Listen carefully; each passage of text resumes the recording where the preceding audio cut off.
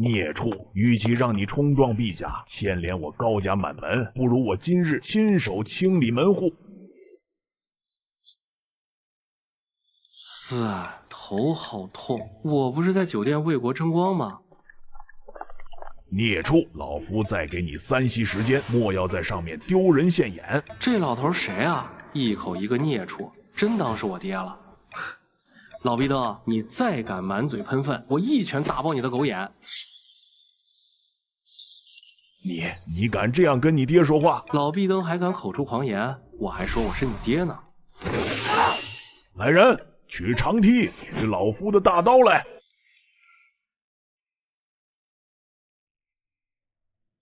我操，真刀！这帮人玩真的的。等等，这宅子，这服饰，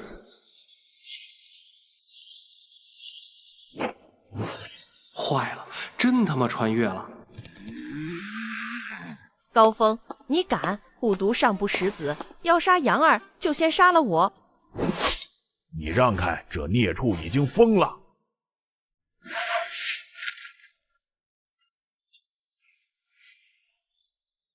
孩儿高阳见过父亲大人。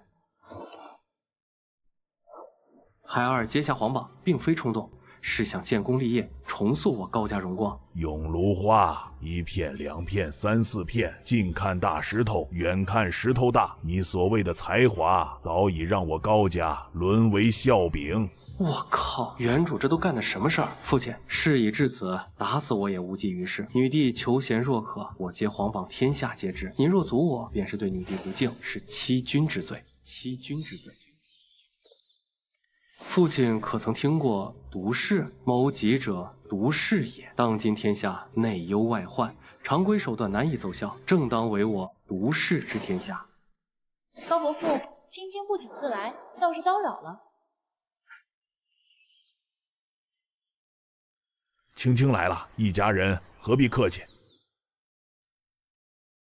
高伯父，青青此行是来退婚的。退婚？宋家和高家的婚约，岂是你说退就退的？这是家族的决定，父亲大人托我转告，日后高家有难，宋家必鼎力相助。滚！告诉宋礼那老东西，要退婚也是我定国公府去退。那我宋家静候定国公大驾。孽畜，被人当众退婚，你还笑得出来？父亲，这种爱慕虚荣的女人退了婚，难道不是天大的好事吗？她怕我接皇榜会牵连宋家，才第一时间赶来撇清关系。这种女人不要也罢。退婚之事暂且不提，当务之急是面见女帝，随我入宫，只求无过，否则我高家休矣。这就是女帝五诏，这大白腿啊，不，这大靠山，我抱定了。高阳，朕问你，若你是偏远县令，被一屠夫当街指鼻怒骂，此人朝中亦有关系，你当如何？回陛下，草民会面带笑容，感谢他指出我的不足。然后草民会命人敲锣打鼓，送10两金子去屠夫家，逢人便说这是赏给屠夫的。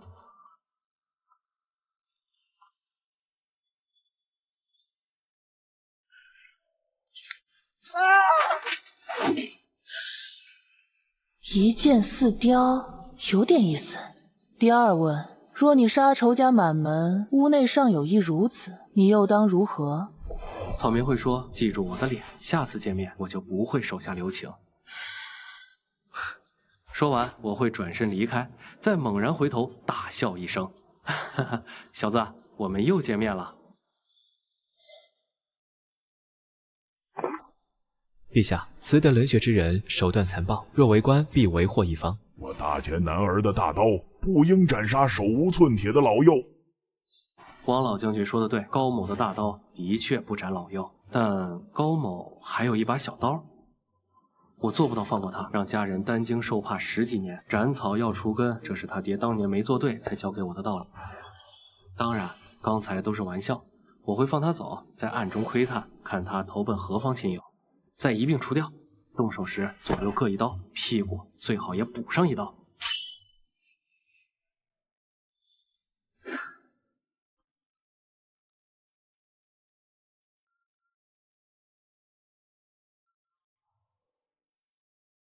高家这小子比他爷爷还狠，老王家的蚯蚓都要被他斩尽杀绝了。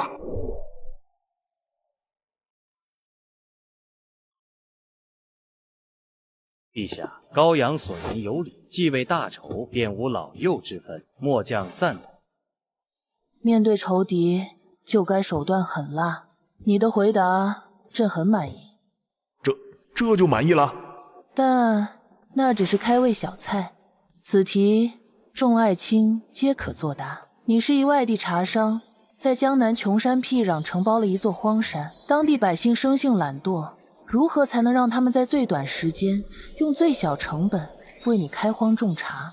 陛下，这有何难？3倍工钱砸下去，还怕他们不动？王老将军，既为商贾，重利为本，3倍工钱成本太高，且百姓懒惰，如何约束？此题无解啊！懒惰乃是天性，穷山恶水更甚。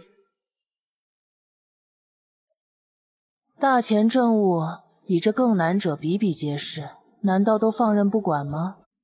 臣等不敢。崔爱卿，你乃大钱状元，可有解法？回陛下，臣尚需1炷香的时间，方能想出万全之策。周大学士呢？老臣暂无良策。高阳，你呢？回陛下，草民也得想想。靠，状元和大儒都解不出来，我秒答不是把他们脸都打肿了。低调，先低调。哦，朕对你可与旁人不同，若想不出来，便是欺君之罪。黑兵为何在？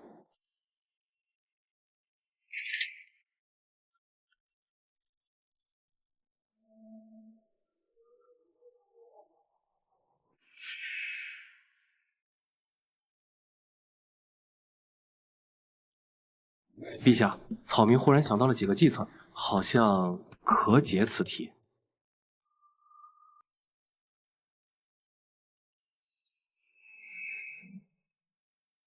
说，若能令朕满意，你不但无过，还有赏。茶商的目的是低价高效的开荒，但人性懒惰，必须设一个局。此局我称之为细侯局。如何做局？我若是茶商，便先以5倍工钱雇10几个百姓开荒。就这，搞了半天还是高价雇人。前几日任由他们偷懒，我只管伪装成上蹿下跳、焦急万分的模样，在他们眼里，我就是那只被戏耍的猴子。但几日过后，我在这荒山埋入几颗金子，此局便成。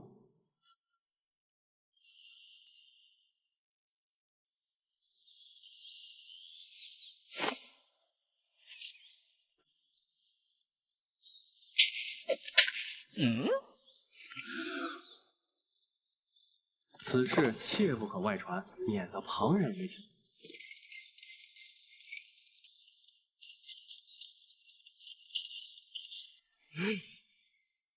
精彩，精彩！以金子为饵，勾出人性贪婪，不仅省了工钱，村民还会自发连夜开荒，此计甚妙。陛下且慢，此局到此，最险恶的部分才刚刚开始。做局之前，先以重金贿赂当地县令，待村民将荒山挖得差不多了，我便立刻上报官府。孽子，让他说。荒山乃我私人领地，村民私自盗挖，触犯大钱律法。届时官兵拿人，让他们交出所有挖到的金子。百姓善妒，必定相互举报，一个都跑不了。1文钱不花，白让百姓开了荒，最后还要把金子收回来，此计太毒了。贿赂县令，花费巨大，只为拿回几块金子，值得吗？崔大人，谁说贿赂就一定要用真金白银呢？若这些贿赂的金子外面是金，里面是铜呢？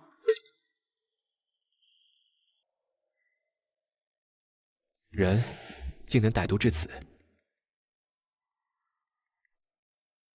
有县令配合，便可当场剪开金子，倒打一耙。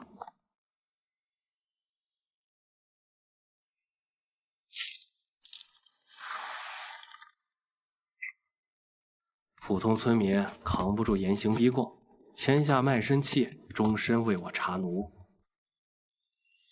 再给他们一个5到10年的虚假希望，让他们为我卖命，赚了钱修桥铺路，还能落一个大善人的美名。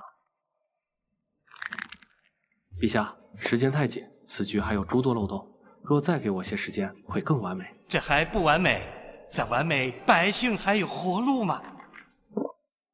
陛下，此计阴毒至极，又伤天和，此子之心更是歹毒无比，请陛下重惩高阳。臣附议，臣附议。陛下，计无好坏，全在用计之人。犬子此计虽略显毒辣，但还请陛下明鉴。陛下，臣亦赞同周老爷子之言，此等毒计绝不可采纳。既如此，那诸位爱卿可有比这更好的计策？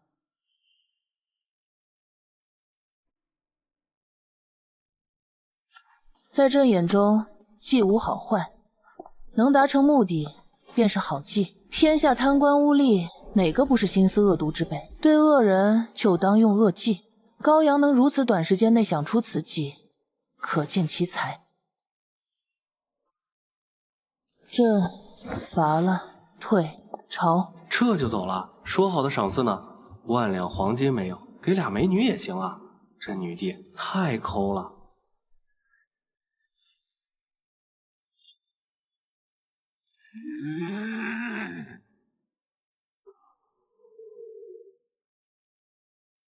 搞定！没想到这女帝口味这么重，就喜欢毒计。这下回去不用挨揍，可以好好规划一下我的纨绔人生了。5代青楼，我来啦！父亲大人，女帝没罚我，这一关算过了吧？回府应该不用再上棍子了吧？今日你的表现，为父十分满意。哟，这语气咋听着跟便秘似的？我的国公爷爷和侍郎老爹，这配置在长安城横着走都不过分吧？爹。您怎么了？我操，不会是秋后算账吧？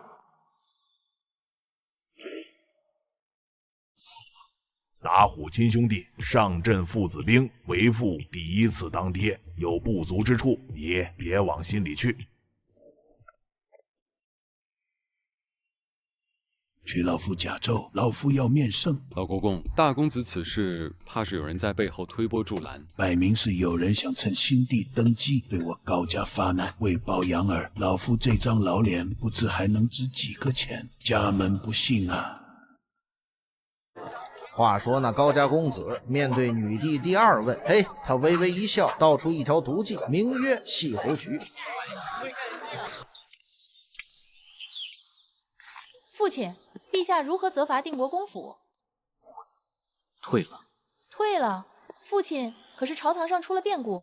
那高阳一直在藏拙，定国公府化险为夷了。什么？父亲不必担忧，陛下未赏赐，此事便有斡旋余地，女儿定能寻得100倍于他的才俊。老国公，好消息，还有一个坏消息。我高家如今哪还有什么好消息？大公子他通过陛下的考核了，现在全城都在传他的妙计，都说大公子是在藏拙呢。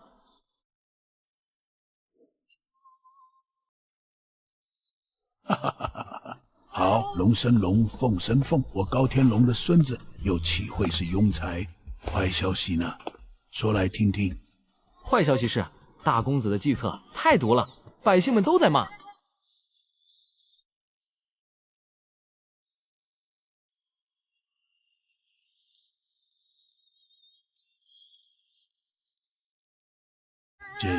这是我孙子。爽！国公府嫡长孙，这身份妥了。接下来就是抱紧女帝大腿，然后勾栏听曲，品茶赏花，享受我美好的封建主义咸鱼生活。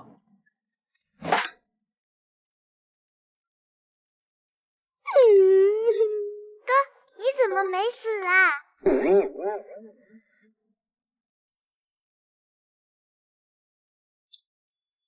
杨儿的事我都知道了，这孽畜藏得够深，对我高家是好事。可陛下并未封赏，此事尚未尘埃落定啊。陛下在犹豫。崔星河是治世良才，而杨儿是乱世枭雄，他还需要一道真正的考题。老夫活了70年，这么毒的计也是第一次见，只是毁了老夫一世英名啊！哈哈，来下棋。父亲，您一个棋圣欺负我这臭棋篓子，咱先说好，不准拿棋盘打人。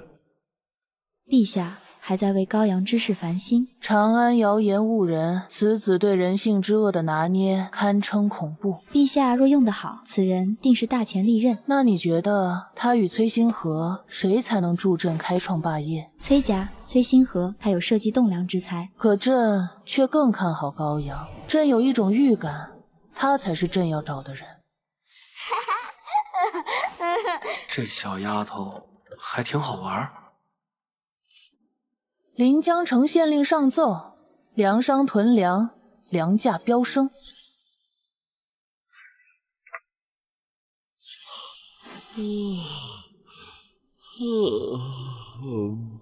拟旨赐高阳监察御史之权，即刻前往临江城平抑粮价；赐崔星河监察御史之权，前往清水城。朕要看看孰强孰弱。婉儿，你跟着高阳一同前去。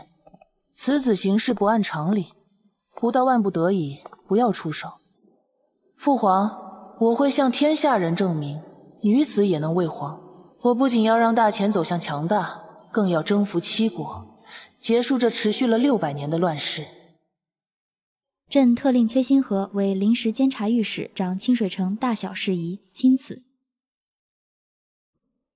臣崔星河接旨，清水城粮价15日之内必降。这是女帝对你和高阳的考核。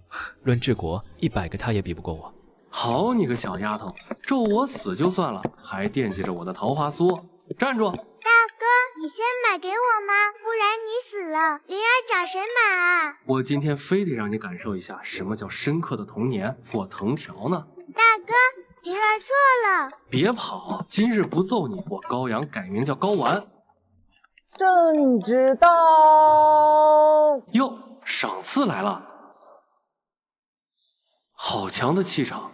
这就是大前军神吗？孽子，低头，莫要落了不敬之罪。朕特令高阳为临时监察御史，掌临江城大小事宜，以最快速度平粮价，钦此。得，白高兴一场。女帝这大腿不好抱啊！上官大人，以孽子之能，如何胜任一城百姓？不可胡来呀！高阳，谢陛下圣恩。高侍郎，这是陛下的旨意。高御史，请速速动身吧。是福是祸，皆靠你自己。切记，宁可不做，不可犯错。老夫总能保你一命。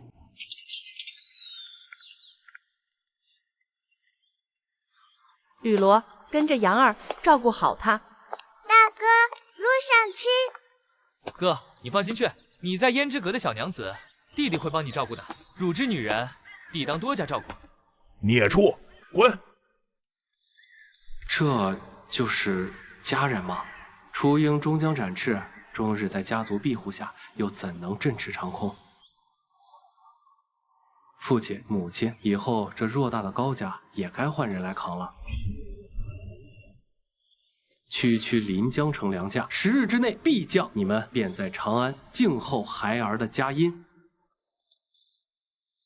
为了守护这份温暖，这一趟不玩死那帮发国难财的粮商，我高阳枉为穿越者。老天终究庇护了我高家。来人，把高长文那孽畜给我禁足，打断他的3条腿。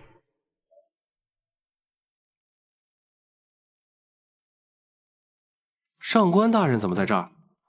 陛下有旨，命我随你同去。也是，毕竟一城百姓容不得闪失。这是派了个监军来啊！看来陛下的考核不止我一人，若没猜错，还有崔状元吧？你怎么知道？此行我有多大权力？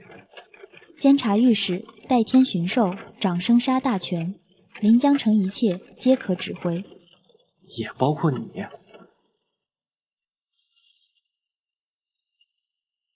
上官大人，看看腿。高公子，此话是否太过冒昧？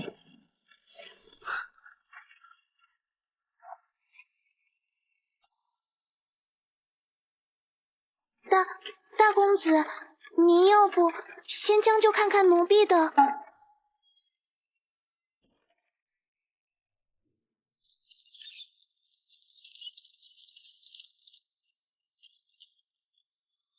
情况比奏折上说的要严重的多啊！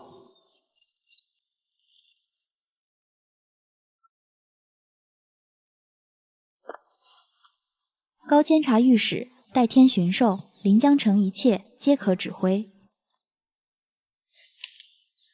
下官渡江拜见高御史，各大粮商疯狂囤粮，粮价从40文飙升到100文。若非下官开仓放粮，早已突破天际，城外难民涌入，急需安置，否则恐生大乱啊！高御史，眼前这危局该如何破解？此局不难。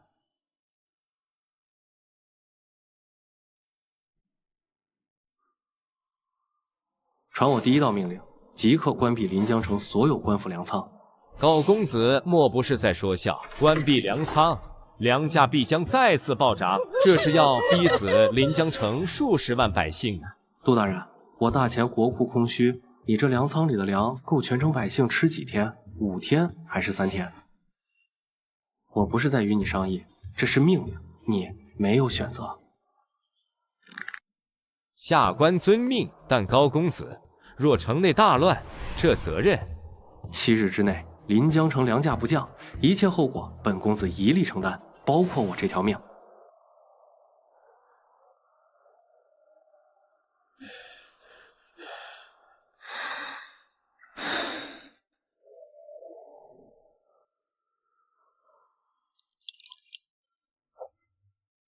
我等拜见高御史。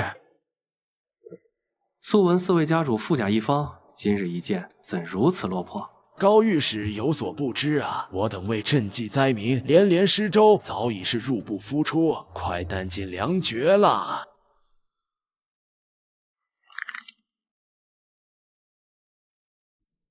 为表诚意，我林家愿自降5文，赔本卖粮。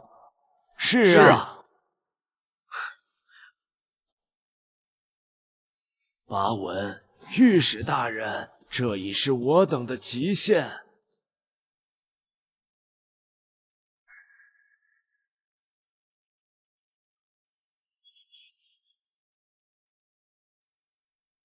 本官要你们手中的粮食全都提高至150文1斗，只准高，不准低。谁若是敢低于150文卖粮，本官就宰了谁。高御史，老夫年迈耳背，您是说不得低于150文1斗？本公子的意思很难理解吗？150文1斗，谁敢低于此价卖粮？让本公子查到人头不保。御史大人，此事可会张贴榜文，公告全城？饭后，榜文会贴遍临江城每一个角落。林老，这新来的御史莫不是个傻子？管他是什么，这泼天的富贵就在眼前。传我命令，趁榜文未出，立刻以100文的价格扫荡市面上所有能见到的粮食，一粒不留。县衙榜文一出，粮价何止150，到时候整个临江城都是我等的钱袋子。高御史，你当真要张贴榜文？你当真要将临江城推入万劫不复的深渊吗？大人，榜文一出，不出10日，临江城必是人间炼狱，一子而食的惨剧也未必不会发生啊！下官渡江，一声傲骨，从未求人，今日下官求大人收回成命。杜大人，可知弹簧？弹簧越是强压，反弹就越恐怖。想要降价，不一定要用压的。7日之后，一切都会好。本公子不会拿自己的命开玩笑。对了，杜大人，我看这府衙年久失修，等粮价降下来，可以翻修翻修。百姓都活不下去了，你还要翻修府衙？疯子，这就是个疯子！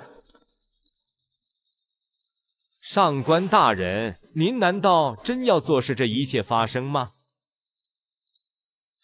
陛下有令，一切事务皆由高公子处置。若事态失控，我自会出手。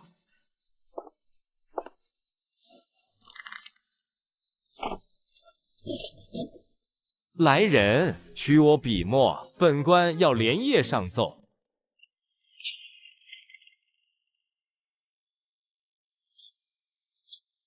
报！临江城800里加急！临江城，呈上来。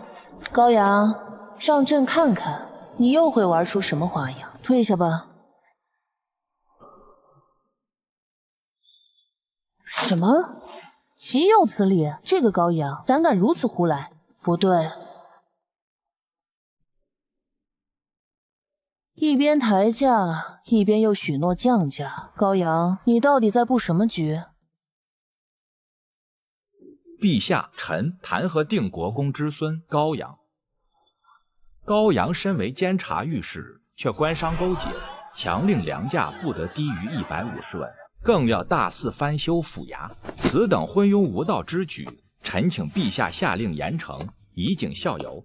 是啊，陛下，150文一斗，这是要让临江城饿殍遍地，酿成天大民愤呐！末将附议，请陛下严惩。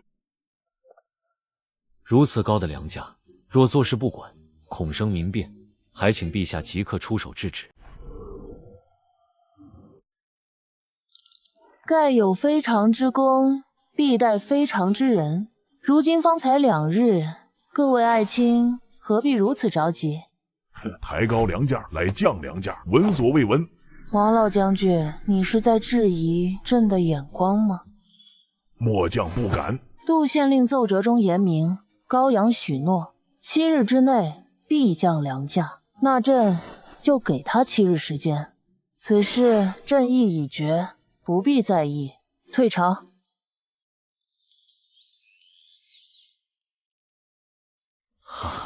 这高阳真是个草包，抬高粮价，亏他想得出来。青青啊，看来我们宋家退婚是退对了。商贾贪婪，他此举无异于火上浇油。这场比试，他已注定惨败。不错，待崔状元得胜归来，必将一飞冲天。青青，你的机会来了。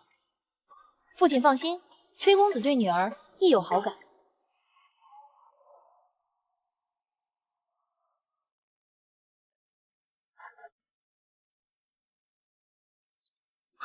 崔御史真是神了！您刚到2日，开仓放粮，恩威并施，我城粮价已从100文稳定到了90文一斗。临江城的百姓惨了，高阳一介纨绔，只会抬高粮价，真是糊涂至极。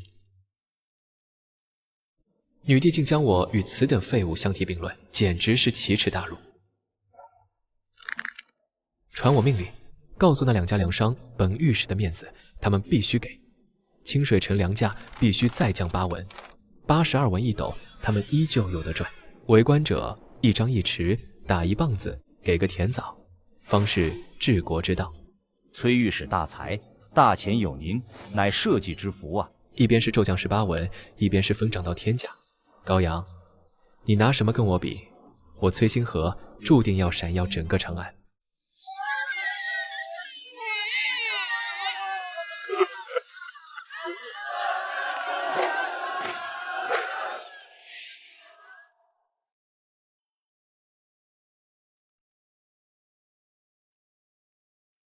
大人，今日便是第7日了，再这样下去，必生大乱啊！高御史人呢？回大人，又去华国死了。 7日之期已到，本官这就去找他，我倒要看看他如何拿他的命来降这天价的粮食。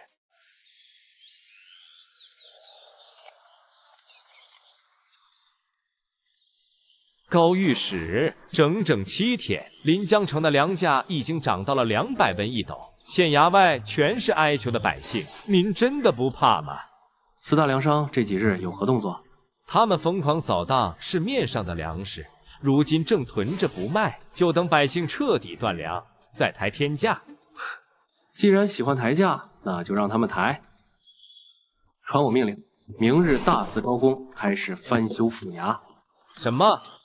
并且对外张贴榜文，本官要举办一场盛大的赛龙舟，拔得头筹者可免除商税3年。咱们就等着看好戏吧。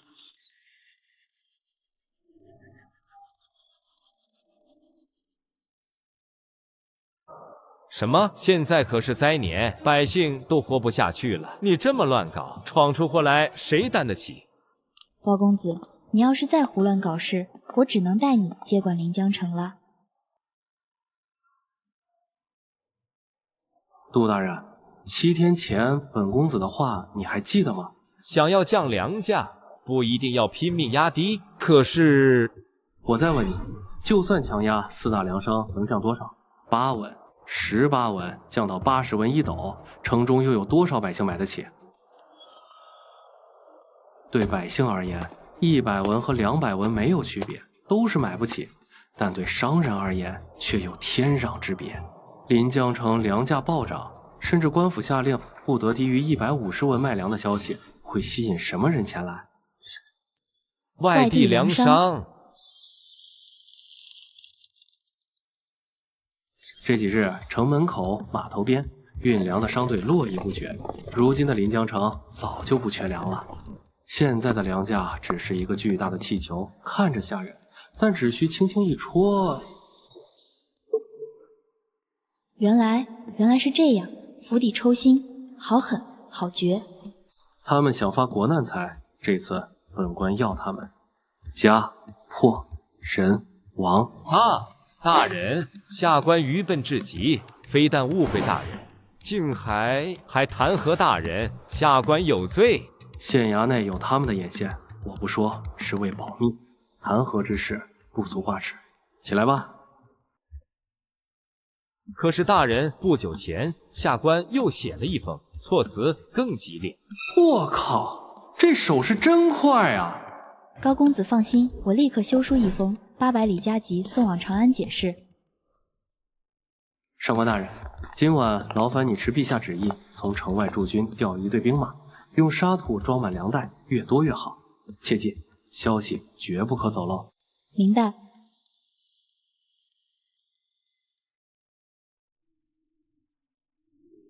今日是他们最后的狂欢，明天我会让他们知道什么叫做真正的绝望。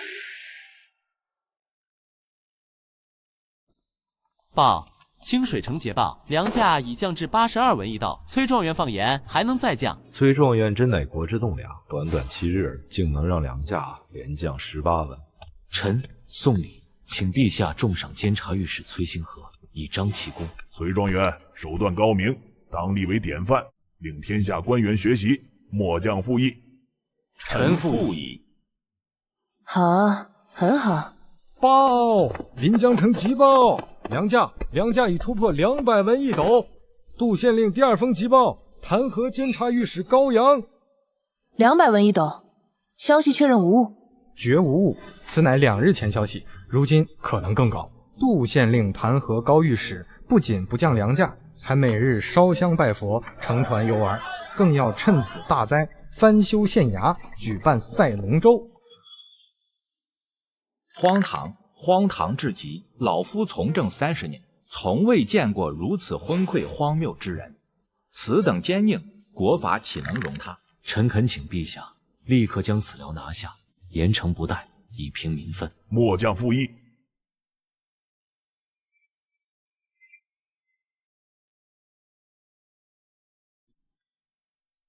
且慢！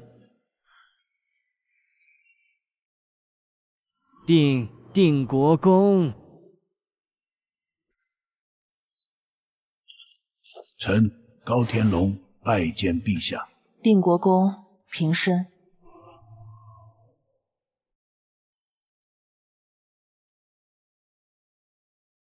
老夫来此只为一事，梁家暴涨也好，重修府衙也罢，皆是2日前的消息。诸位何必如此着急？2、3天的时间，临江城乱不了，再多等2、3天，可否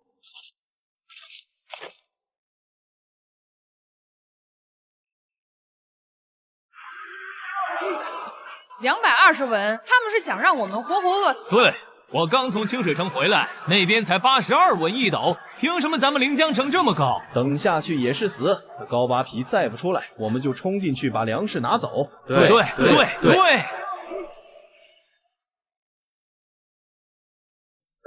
高大人，外面的百姓就快要冲进来了，您倒是说句话。杜大人，我知道你很急，但你先别急。能不急吗？这都什么时候了？鱼已经入瓮了。取县印来，即刻张贴榜文，所有官仓全面放粮。那价格呢？105文一斗，要让全城每个角落都知道。上官大人，即刻派兵封锁码头，所有货船不得离港，违令者斩。属下遵命。封锁所有城门，从现在起，一粒粮食都不得运出临江城。遵命。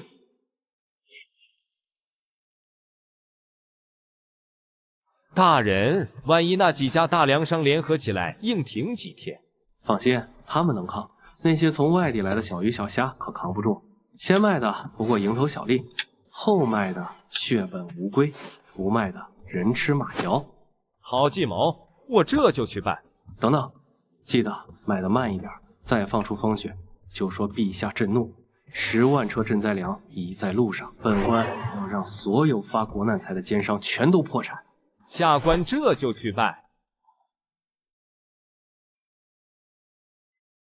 大公子，你以后不会把奴婢卖了吧？哈哈哈！哈哈，胡说什么呢？快给本公子捏捏肩，要是捏得不舒服，小心我真把你卖了。身为栋梁之才的崔状元，也只能把粮价压到82文。难道这高阳真有办法把粮价压下来？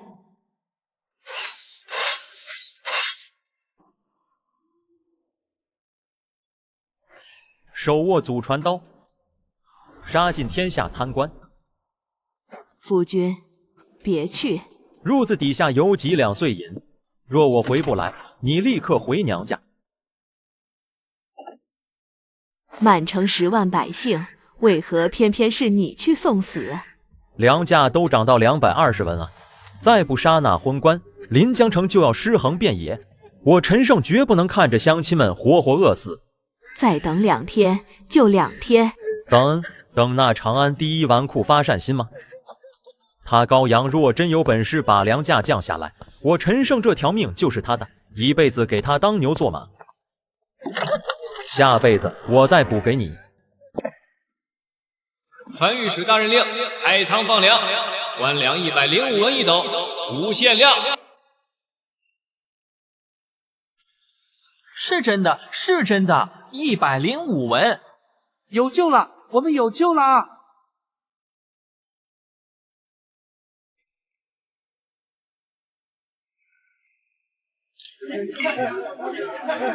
林老，这粮价都220了，咱们是不是该收网了？慌什么？只要我们4家联手，这临江城的粮价就得听我们的。目标250文。说来还得感谢那位高御史，要不是他那道不得低价卖粮的蠢命令，咱们的钱还没这么好赚。长安来的纨绔懂什么叫经济民生？我看他是搬起石头砸了自己的脚。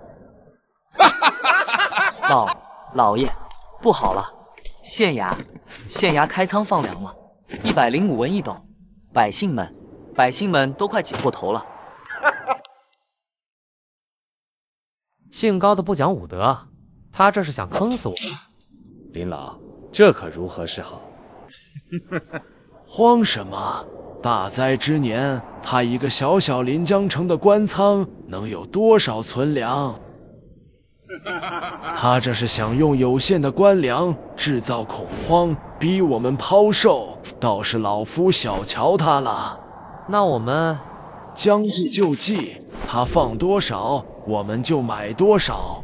我倒要看看他一个黄口小儿有多少粮食能填我们这个无底洞。全听林老安排。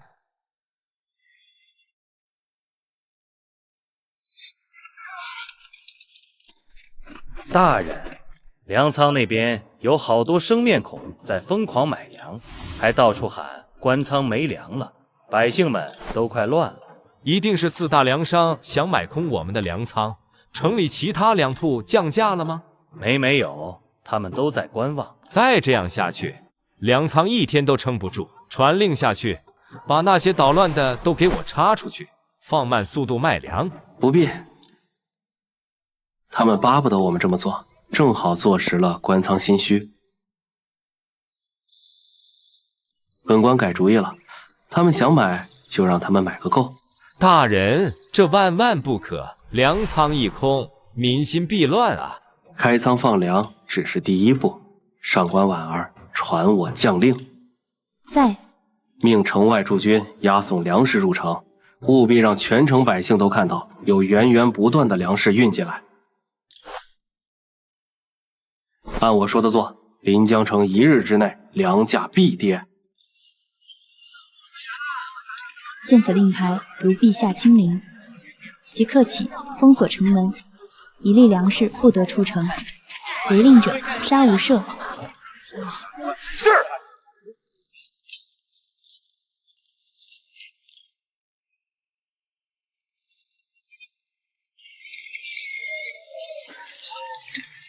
是朝廷的赈灾粮，我们的粮食到了，陛下没有忘了我们啊！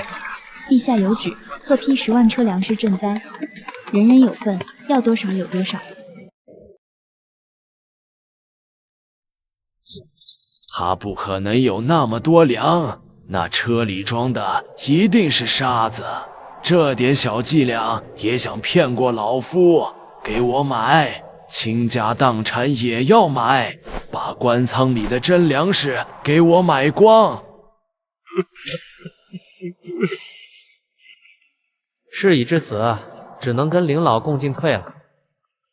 封了城，粮食运不出去，官府又无限量卖粮，这是要我们的命啊！成本80文，现在卖100文还能赚，再等下去就血本无归了。卖，全都给我卖了，100文1斗。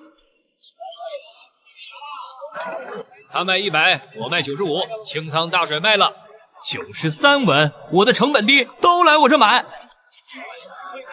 大人，这粮价就这么跌了？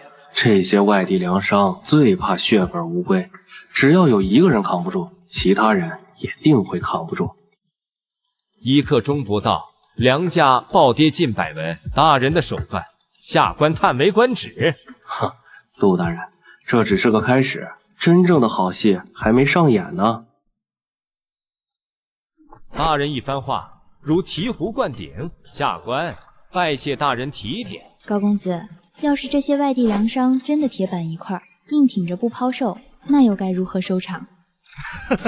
这是人性，无法抑制。临江城4大粮商成本低，自然不慌，但这些外地粮商不同，成本高昂，人心难齐。这个时候，哪怕是一丁点的风吹草动，都会让他们风声鹤唳。他们的恐慌抛售是一件必然的事情。再者说，若是真无一人抛售，那本官就以死谢罪，拿着人头向陛下交代便是。脑袋掉了，碗大个疤，算得了什么？大人泰山崩于前而面不改色的心态，下官佩服。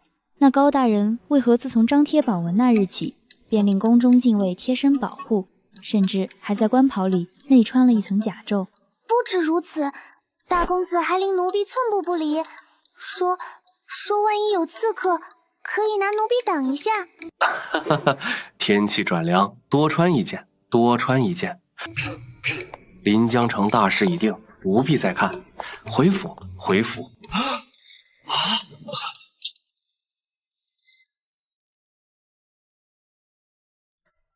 对了，杜大人，既然市面粮价已经跌破100文，那就命人去大肆扫荡，再贴榜文。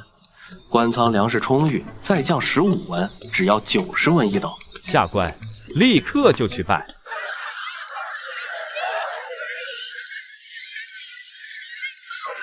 高玉，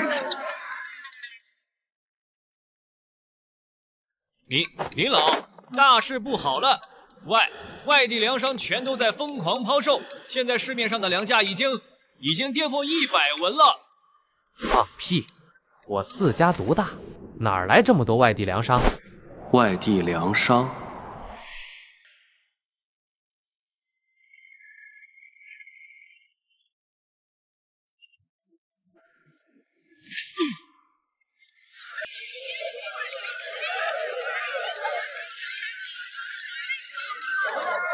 铁板一片。杜大人，你太高看他们了，在这天下，利益之下无朋友。老夫知道了，老夫全知道了。那高阳小儿竟如此阴险毒辣。林老，您知道了什么？快说啊！抬高粮价，吸引外地粮商开仓放粮，逼他们恐慌抛售，好一个阳谋，好一个釜底抽薪。老夫玩了一辈子鹰，到头来竟被鹰啄瞎了眼。高阳小儿，好生歹毒！林老，县衙又贴榜文了，官仓粮价降到90文一斗了，而且他们正用我们买粮的钱，在外面收购93文的粮食，倒赚3文钱。高阳，老夫小瞧你了，这场争锋还没结束，外地粮商的粮有限，县衙的粮是假的，只要我等同心协力，锁住粮食不卖，粮价还有机会回到100文。但若是我等中有人先抛售，那临江城就真的完了，我们也完了。林老说的对，我临江城4大家族向来同进同退，我钱家绝不做那背后捅刀的小人。没错，我4大家族情同兄弟，岂会做那损人不利己之事？林老放心，我等必然共同进退。林老同舟共济。林老保重，我这就回府下令，一粒粮食都不准流入市场。同进同退？呸！谁他妈不卖谁是傻子！立刻传我命令，府中所有粮食以88文一斗的价格，给我用最快的速度全部抛售。快！林老，我这就去吩咐。蠢货，老夫不卖，等他们3个王八蛋偷偷卖嘛。到那时，老夫就只有死路一条，先下手为强，明面上不卖，私底下给我联系黑市，以87文的价格，能卖多少卖多少。快去！林老，粮价已经跌破80文了。同富贵容易，共患难难。报！启禀大人，临江城粮价已低至90文一斗。报！已低至86文一斗。报！80文！大人，已经跌破80文了。75文！大人，临江城粮价已低至75文一斗。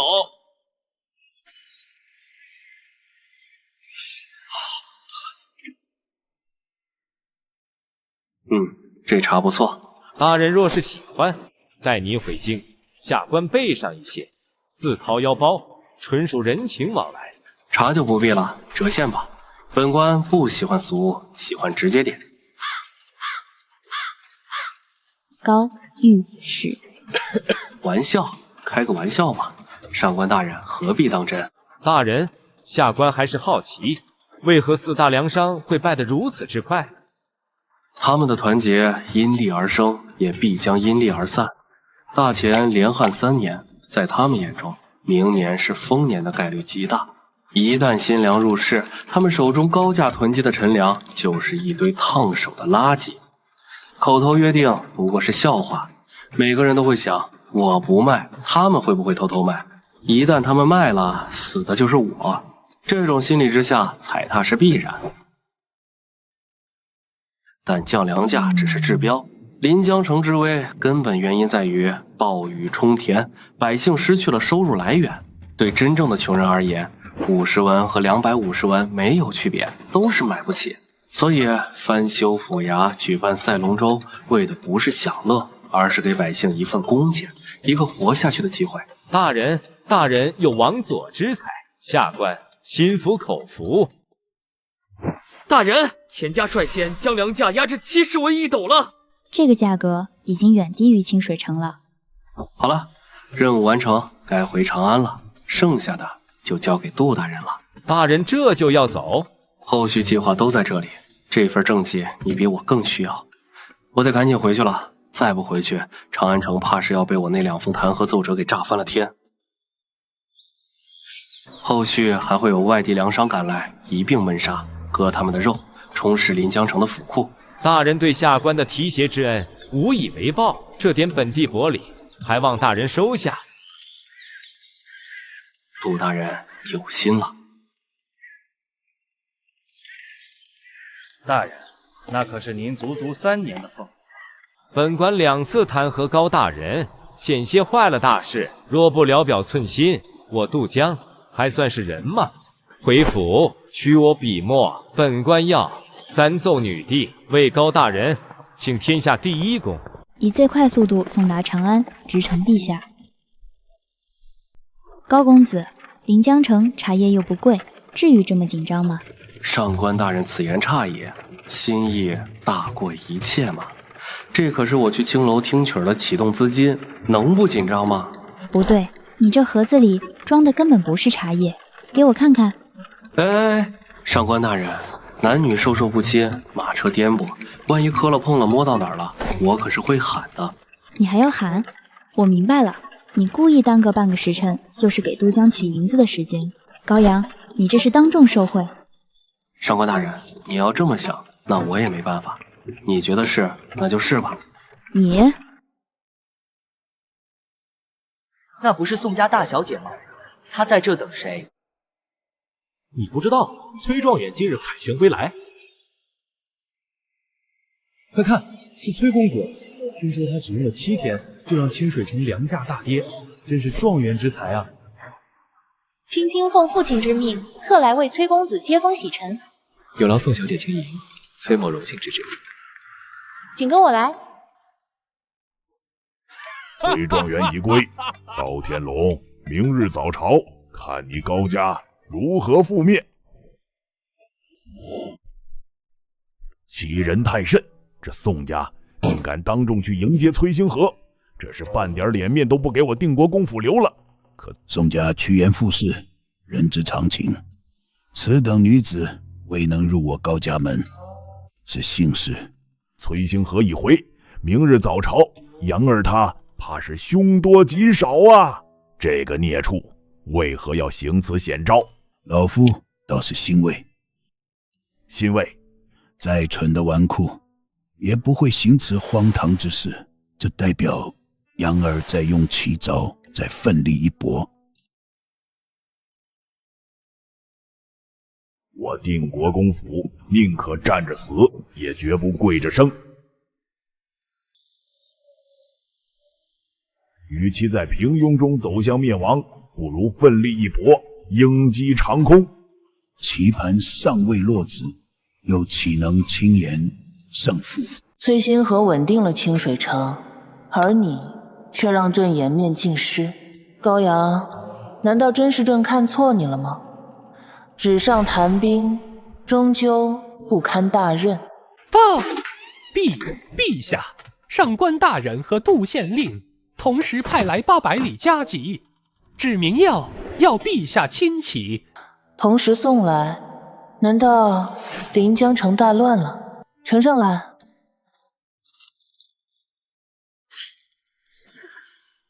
1日之内报降150文，甚至要降到50文一斗。好一个定国公之孙，朕果然没有看错你。御史台，明日早朝，朕要好好的出一口恶气。陛下驾到！众卿平身，今日朕要论功行赏。陛下，崔庄园7日之内令清水城粮价低至80文，实乃王子之才，老臣恳请陛下重用。陛下，高下立判，还请陛下有功重赏，有过重罚。陛下任人为亲，致使临江城百姓生活于水火之中，实乃暴君行径，必遭史书唾弃。陛下，临江城之危，臣深感痛心。臣身为大前臣子，愿即刻前往临江城，为陛下分忧。崔庄园大才，不计前嫌，心系百姓，实乃我辈楷模。众爱卿都说临江城粮价暴涨，民不聊生。宣监察御史高阳上官婉儿圣殿。可朕怎么听说临江城的粮价已低至70文一斗了呢？此子必成大器。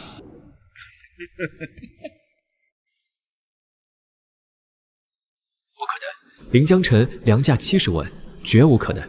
70文？前2天不是还200文吗？这是临江府衙杜江昨夜800里加急送来的奏折，上面写着临江城粮价1日之内暴降至70文，并且还在下降。高阳利用商贾贪婪，诱外地粮商入城，尔等自己看。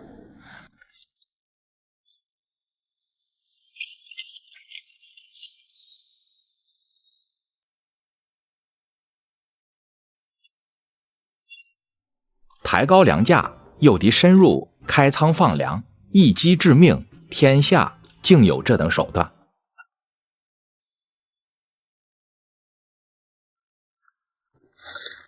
杨儿，他真的在藏拙，雏鹰当振翅高飞，鹰击长空。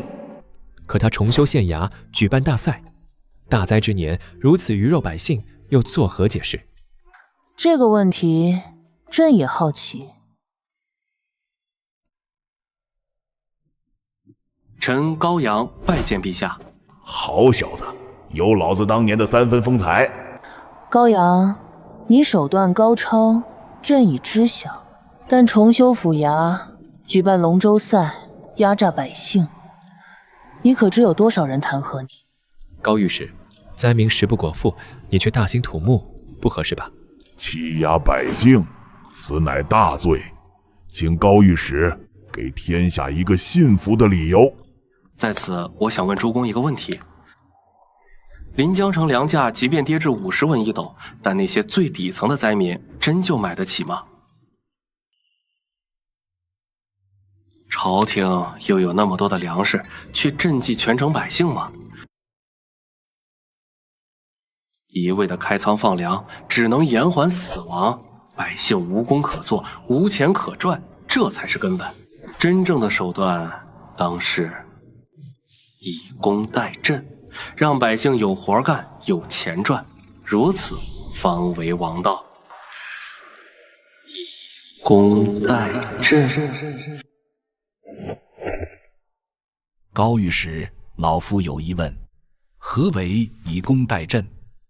回丞相，大灾年间，灾民无银买粮，但他们有力气翻修县衙，并非压榨，而是让豪绅们看到，为了一口饭，百姓的劳力很便宜，以工钱换活路，这就是以工代赈。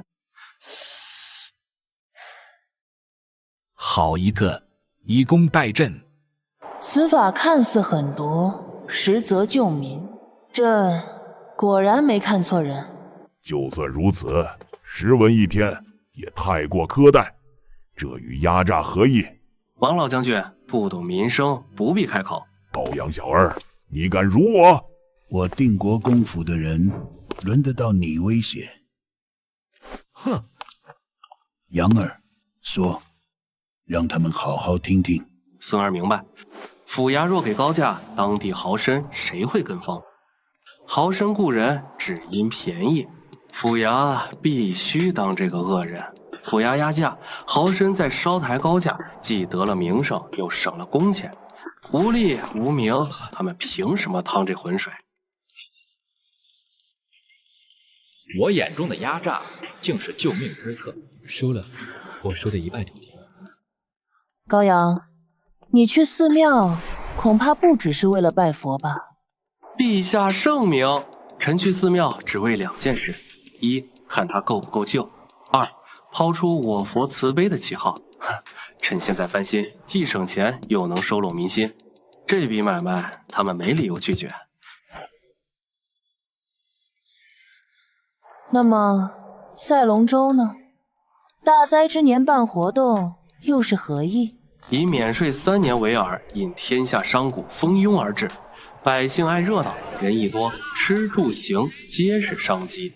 拉长赛制，广设摊位，3策齐出，灾其自过。但如此一来，你可知你会背负万民骂名？区区骂名，若能救活1000人10000人，又有何妨？我定国公府的家风向来如此。高御史大才，实乃我辈楷模。信你才有鬼。陈延征错怪高御史胡言乱语，恳请陛下从重责罚。罚？当然要罚。尔等皆为我大前古公之臣，却无一人能看出此等救灾良策。延征、王忠、宋礼，罚俸2月，以儆效尤。臣遵旨。高阳，你平灾有功，想要何赏赐？臣想入主户部，为国效力。户部？这孽子疯了，放着天子近臣不做，去户部干嘛？准。赐高阳户部员外郎之职，监察御史之位保留。崔星河平灾亦有功，升中书舍人。臣谢陛下隆恩。臣谢恩。这是他高阳不要，才轮到我的吗？高阳，总有一日我会证明，我崔星河绝不比你差。中书舍人，天子近臣，为何不要？擅长商贾之道终是小道，伴君左右方为大道。杨儿，你此举糊涂。父亲，爷爷误会了。父亲您是户部侍郎，尚书大人又年迈，我进去那不是可以横着走吗？这才是正道。再说中书舍人代表陛下颜面，不能胡来。孩儿素来荒唐，喜欢去风雅之地听曲，常去。御史台肯定要弹劾的嘛，都是男人，你们懂的吧？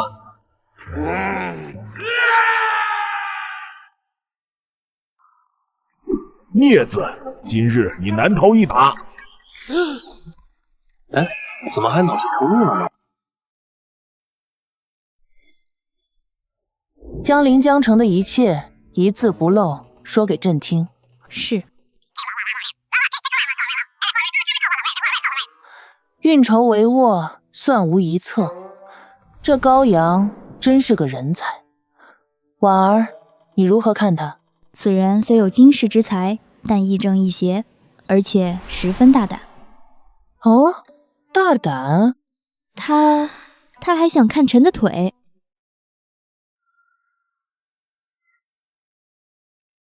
哼，的确大胆，但他不只对你大胆。自朕登基，敢在金銮殿上公然偷看朕腿的，唯他一人。什么？他吃了雄心豹子胆不成？陛下，此等狂徒当挖其双目。无妨，女帝又有谁不想征服呢？但又有谁能征服得了呢？哇！孽子，愣着干什么？这是你该享受的荣耀。晚些再跟你算账。我就知道我儿有鸿鹄之志，这下该我李氏在长安城威风威风了。哥哥，我要吃桂花酥。好，区桂花酥，要多少有多少。哥，我要小娘子，能要多少有多少吗？孽畜，10日的禁足还不够吗？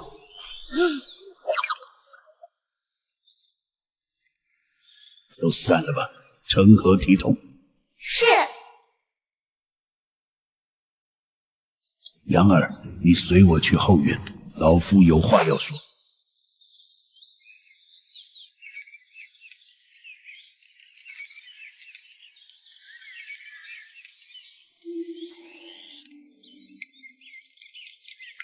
祖父，这小院风景虽好，但不太安全。你这毒誓倒是谨慎，坐吧。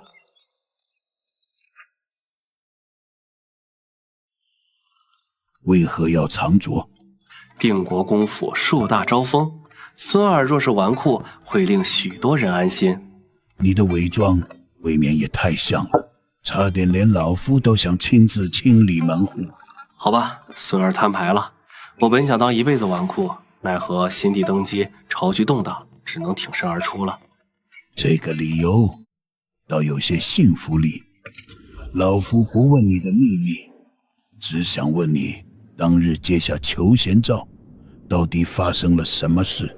祖父指的是跟老夫装糊涂。你从胭脂阁出来便接了皇榜，这背后必有蹊跷。若是被人设计，此仇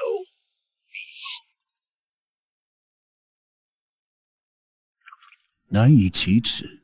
当日是荣亲王之子武成设宴，他故意挑衅，孙儿一时冲动才接了求贤诏。一时冲动，还是心甘情愿？这老头子精得跟鬼一样，是武成用宋家小姐宋青青来激我。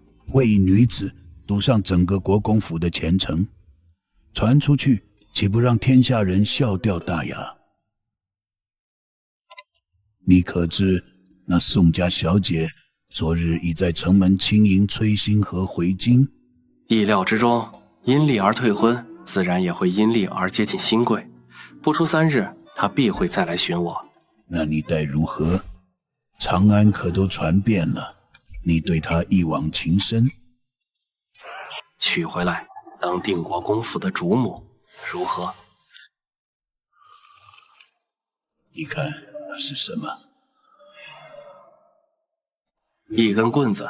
此棍虽普通，但断你3条腿，只需3棍。孙儿开个玩笑，此等女子，孙儿绝不会再与她有半分瓜葛，定会让她为今日之举悔恨终生。很好，说回正事。荣亲王权倾朝野，他儿子敢设计你，背后必有他的授意。你打算怎么做？自然是加倍奉还。若无荣亲王首肯，武成不敢如此。朝堂弹劾也必有他的影子。他这是想借我之势削祖父的兵权。好，你能看透此节，老夫很欣慰。放手去做，定国公府永远是你的后盾。孙儿心中已有一计，只需10日布局，时机一到，可令荣亲王满门抄斩。满门抄斩，他可是辅政王，手握先帝御赐的丹书铁券。丹书铁券可免死罪，确实麻烦，但孙儿自有手段。好一个少年峥嵘，老夫等着看你的手段。孙儿告退。本想当个纨绔，勾栏听曲，逍遥快活，奈何身处这漩涡，不进则死。也罢，前世唯唯诺诺，今生自当重拳出击。没有滔天权势，如何浪得起来？毒誓，这便是毒誓的手段了。兵不血刃，直指满门抄斩。若真能除掉荣亲王这颗钉子，我定国公府可再兴100年，老夫纵死亦可含笑九泉了。大公子，您回来了，房间已经打扫好了。这衣服不好，改日本公子带你买套好看的长裙。大公子，一套长裙可要不少钱呢。奴婢，区一套长裙算得了什么？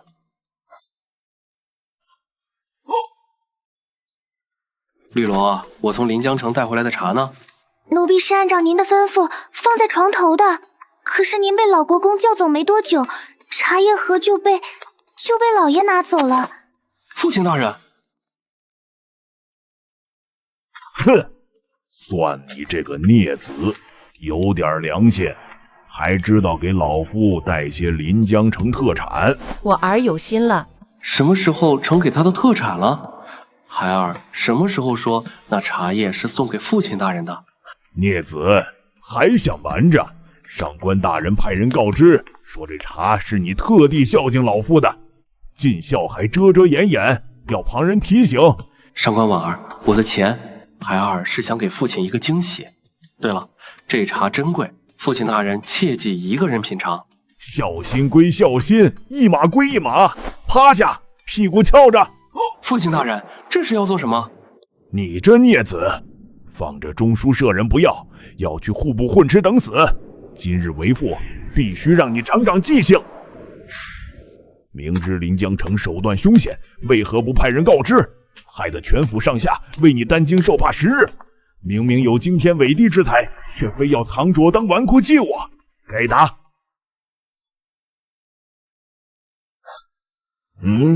今天怎么这么痛快？不对劲儿。这一切都怪孩儿，是孩儿太怯懦了。孩儿每次想光耀门楣，都怕弄巧成拙，更怕父亲的毒打。中书舍人若能当上，定能成为母亲大人心中的骄傲。可孩儿害怕事务繁杂，竟主动让给了崔星河。父亲大人，您打吧，抽死孩儿吧。孩儿这怯懦的性子是没救了，我也不想活了。杨儿，万万不可干傻事啊！高峰，你看看，你都把杨儿打成什么样了？他如此怯懦，都是你这个当爹的难辞其咎。夫人，这孽子在装啊！他在金銮殿门口可不是这么说的。他还不是怕你打才那么说的。谁在百里之外还惦记着给你送茶叶？你这个没良心的！今日你敢动他一根指头，真逼得杨儿想不开，这日子就没法过了。杨儿若真做傻事，我也不活了。孽子，你敢设计为父，你给为父等着，这事没完。夫人，等等我。好险，差点屁股开花。不过老爹不会真把那茶打开吧？那乐子可就大了。谁要见本公子？草民陈胜，临江人士，见过高公子。临江来的？你一路追到了长安？是，草民曾在临江城许诺，若公子能平定梁家，草民便前来投效。那若我没能平定呢？自当以命换命。只是公子出门总有侍卫紧随，草民没找到下手的机会。这老实人也太实诚了。本公子可不是什么大善人，若以后要你做违心之事呢？只要不屠戮无辜百姓，陈胜这条命就是公子的。有点意思，留下来吧，试用期3个月，俸禄照发。谢大人。是，试用期。公子大才，这试用期3字合情合理，只不过这俸禄得由公子您自己来发。我发？老爷正在气头上，您知道的。包吃包住总行吧？自然。去府衙查查案底，再派人去临江，把他妻女一并接到长安照料。勾栏听取的本钱没了，现在还多了张嘴要养，必须搞钱。上官婉儿这笔账我记下了，还有那个武成也该会他了。天气反复，莫要着了风寒。谢陛下，臣没事。许是高御史正在背后骂我呢。哦，你又如何招惹他了？臣只是派人告知高峰侍郎，说他儿子给他带了孝心，让他自去取罢了。你啊，高阳可不是善茬，小心他报复。陛下可是有烦心之事？藩王拥兵自重，荣亲王借病不上朝，广阳郡大灾初定。这大前看似平静，实则牵一发而动全身。朕是女帝，他们不服啊。陛下，事在人为，一切都会好起来的。朕有信心。报！关中郡守800里加急，关中大旱数月，爆发蝗灾，100万百姓流离失所，恳请陛下火速赈灾。什么？蝗灾？关中怎会爆发蝗灾？刘武800里加急奏报，关中大旱数月，蝗虫虫卵大量繁殖，已有苗头。说再放任不管，必将赤地千里，饿殍遍地。蝗灾过境，寸草不生。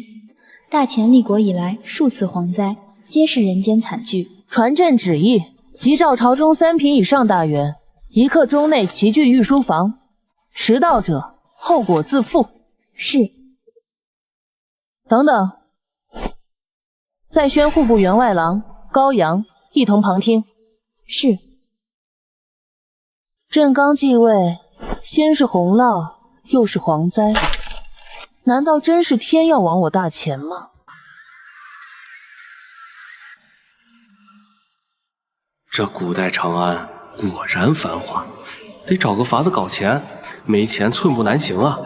大人，我们来这时，踩点，武成敢设计我，就要有被报复的觉悟。朝堂之争，不是你死就是我。大公子，王府出来人了。就是他，荣亲王之子武成，记住了吗？记住了。大人有何吩咐？这几日你盯着他，摸清他的生活规律。大人放心，跟踪杀人，属下都在行。去吧。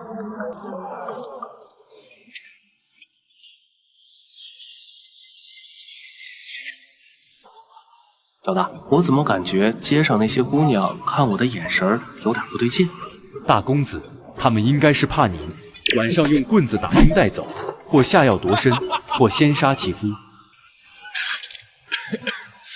我看起来就这么恶毒。您在临江城的手段已经传遍长安，商贾百姓对您畏之如虎。你可以说的委婉点。好剑，买单。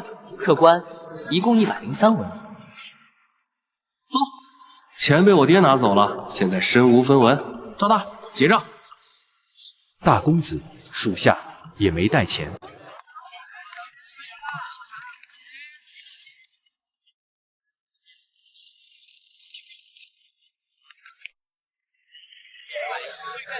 怎么回事？今天的大官都赶着投胎吗？出大事了！不过我一个6品小官，也轮不到我操心。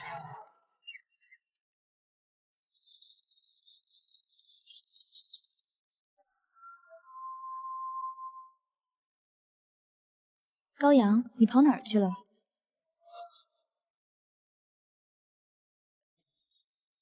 我找了你半天，快跟我入宫。发生什么事了？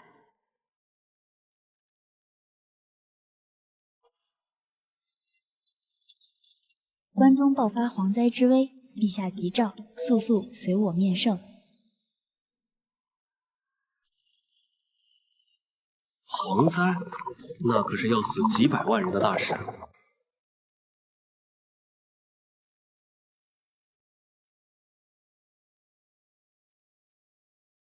诸位爱卿思虑良久，就没一个人有办法吗？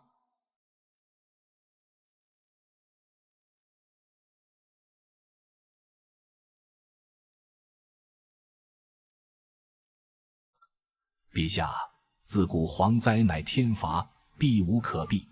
依老臣看，只能筹集粮食，做好赈灾的准备。天罚？丞相是说朕登基，上天不容，才降下此灾吗？老臣不敢，老臣绝无此意。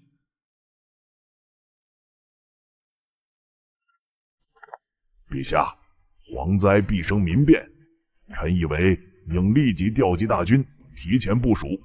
若有灾民哗变，当即镇压，不可蝗灾未成，便派大军，只会激化矛盾，适得其反。那高大人有何高见？本官暂无良策，但一味镇压绝不可取。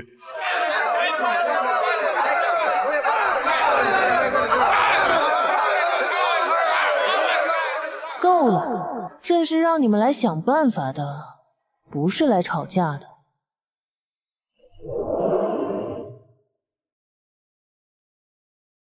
崔仙河，你可有良策？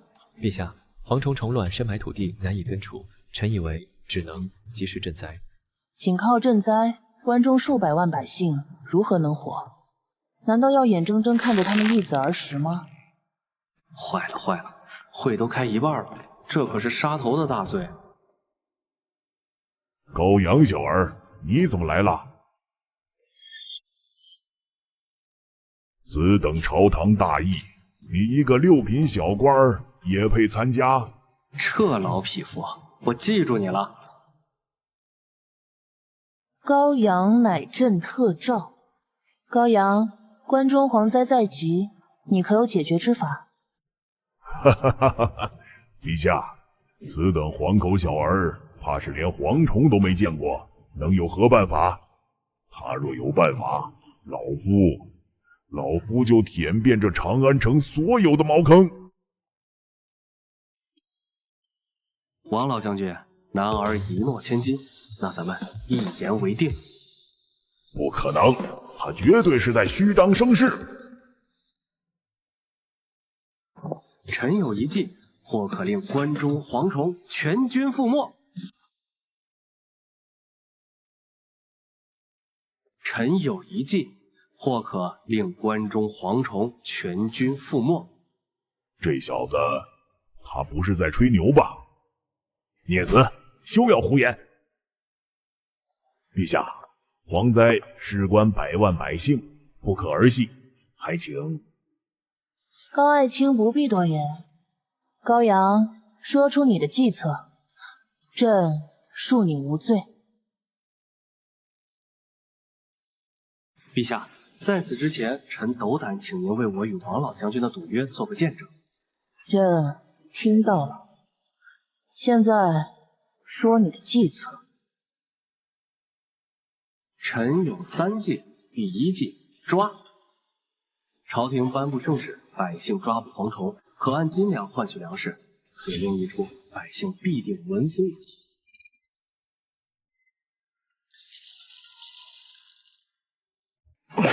本将军还以为是什么妙计，荒谬！用粮食换没用的虫子，朝廷的粮食大风刮来的吗？比例低了百姓不动，比例高了国库亏空。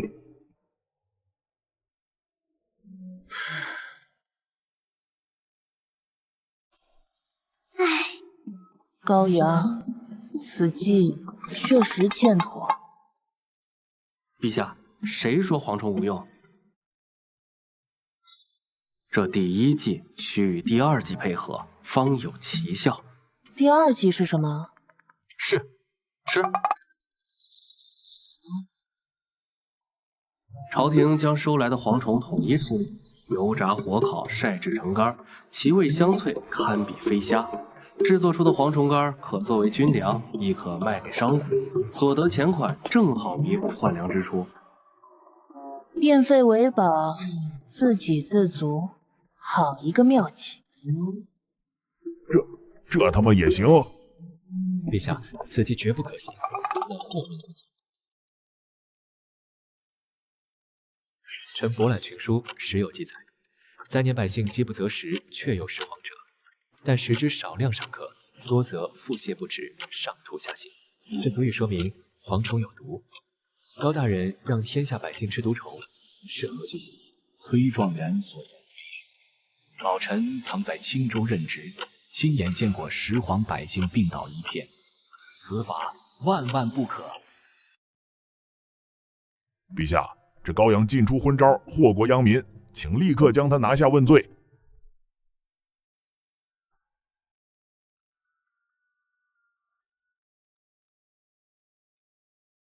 高大人，本官承认你有大才，但此计祸国殃民绝不可行。历史上从未有靠吃来解决蝗灾的先例。崔大人，你说的对，但也不全对。我之前确认过，关中是虫卵居多，还是飞蝗已成灾，这一点至关重要。这有何区别？各位可知，蝗虫分2种形态，是时候展现真正的技术了。可是时候搬出那本不存在的古籍了。蝗灾未发，蝗虫独居之时，通体翠绿，此刻无毒，肉质鲜美，富含一种名为蛋白质的营养。炸过之后，其味胜过飞虾。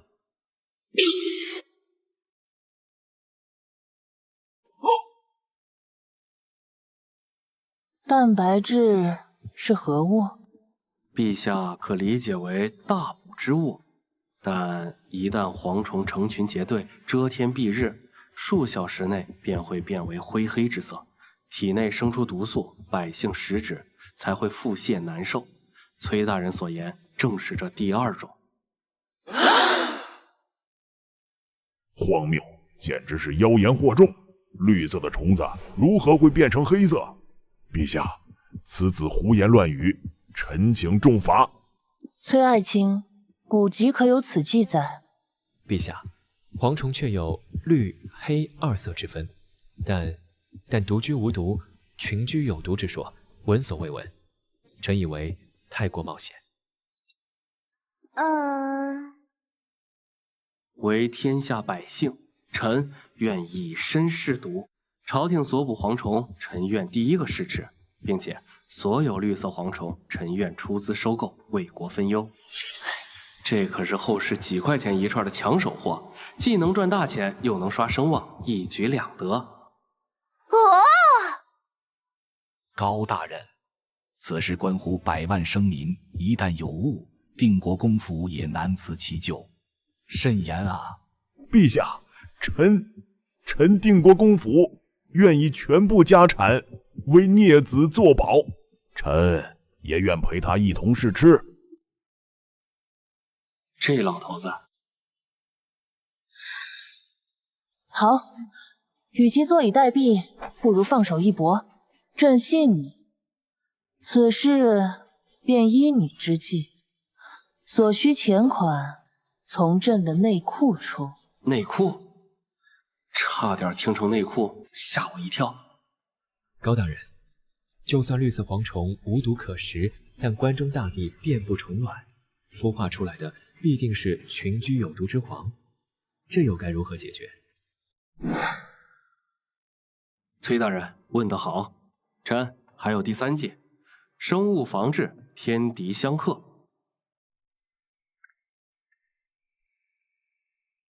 全对。蝗虫的确喜爱河水退潮后的荒滩，这些秘辛非好手穷经之辈绝无可能知晓。你究竟是如何得知的？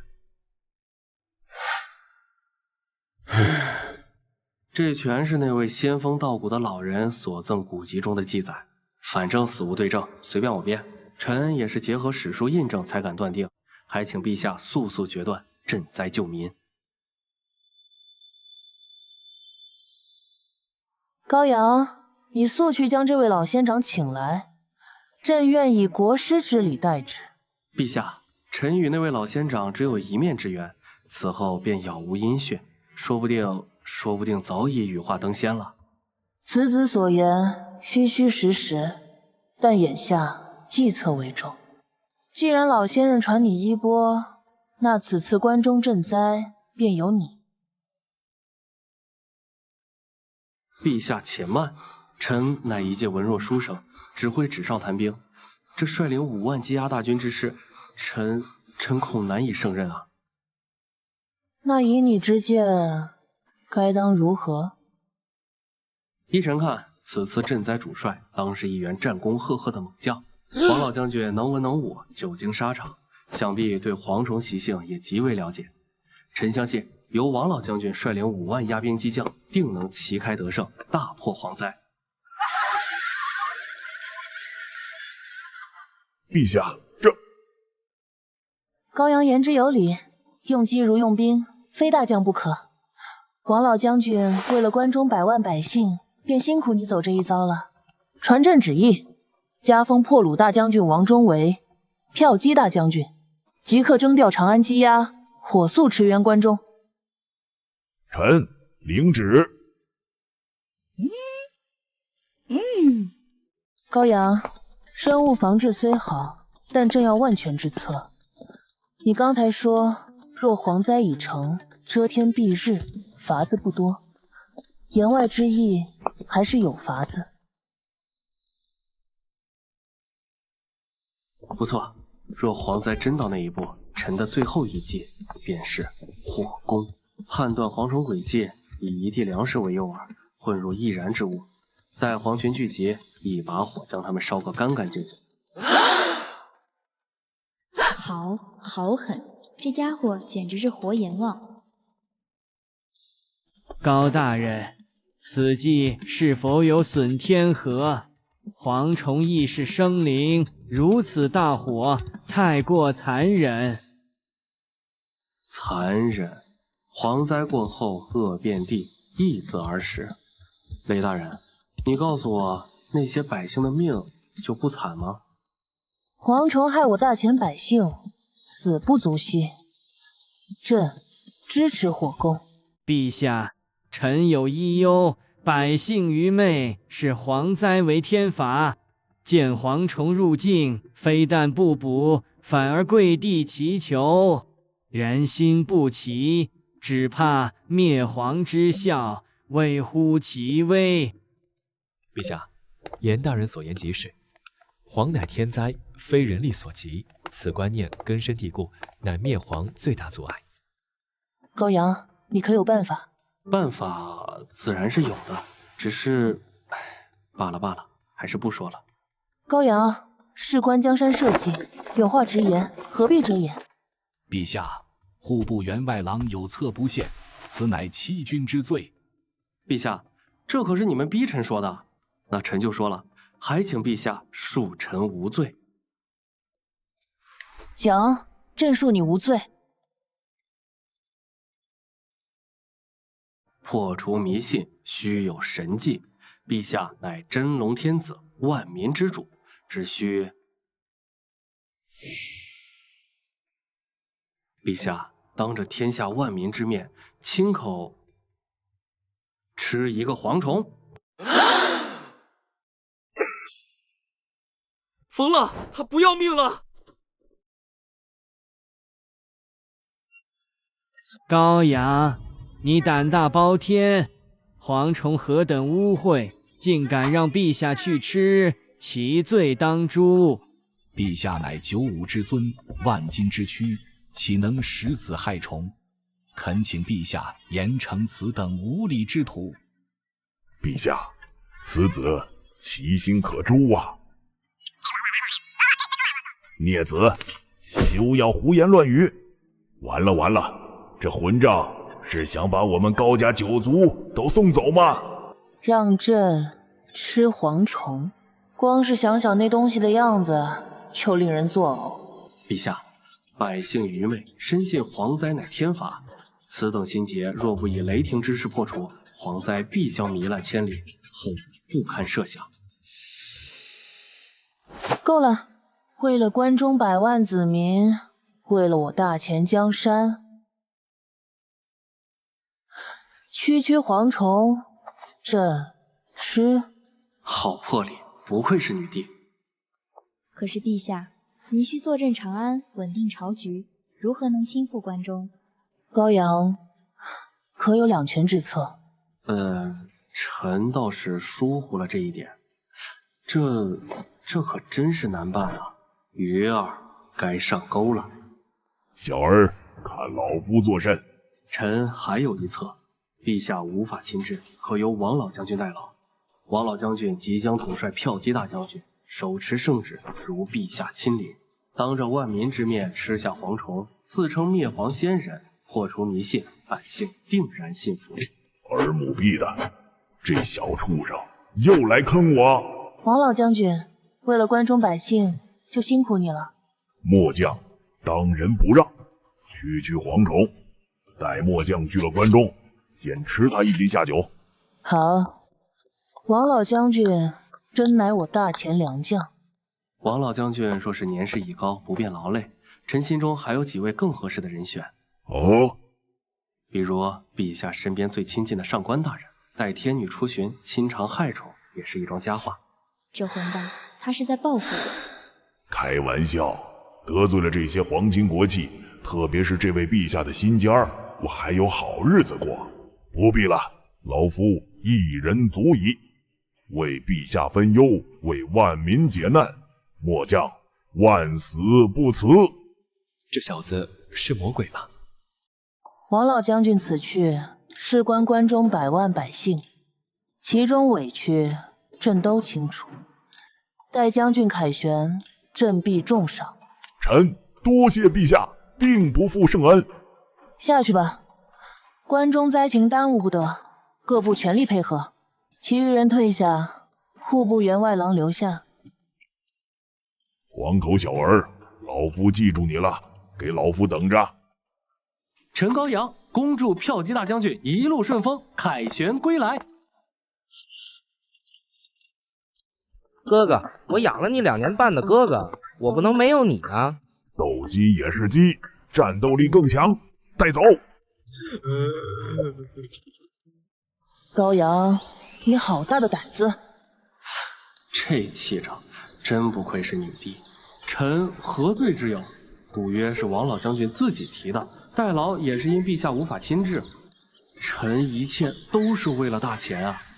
你的意思是，朕冤枉你了？臣错了。错哪了？臣不知，但陛下说臣错了，那臣就一定错了。你是个聪明人，朕就不多说了。王老将军有错在先，此事扯平，适可而止。臣一向尊老爱幼，陛下放心。你可知朕单独留你是为何？臣猜是为了那5万只鸡鸭的后续，陛下正在发愁。不错，蝗灾过后，这5万只鸡鸭回京，该当如何？此事不难。其一，征调是借，以瘦鸡换回吃蝗虫长大的肥鸡，百姓不亏。其二，长安鸡鸭扫空，附近几城尚不知情，陛下可派人火速低价采购，再高价投入长安市场。如此一来，赈灾成本便大大降低了。妙，此计甚好。你觉得这蝗灾真是上天降下的惩罚吗？陛下，这纯属无稽之谈，不过是一种生物现象罢了。朕也不信，朕倒相信人定胜天。不过臣必须提醒陛下，生物防治只是降低危害，真正难的一直都不是蝗灾，而是蝗灾之后的颗粒无收。陛下要做好赈灾的准备。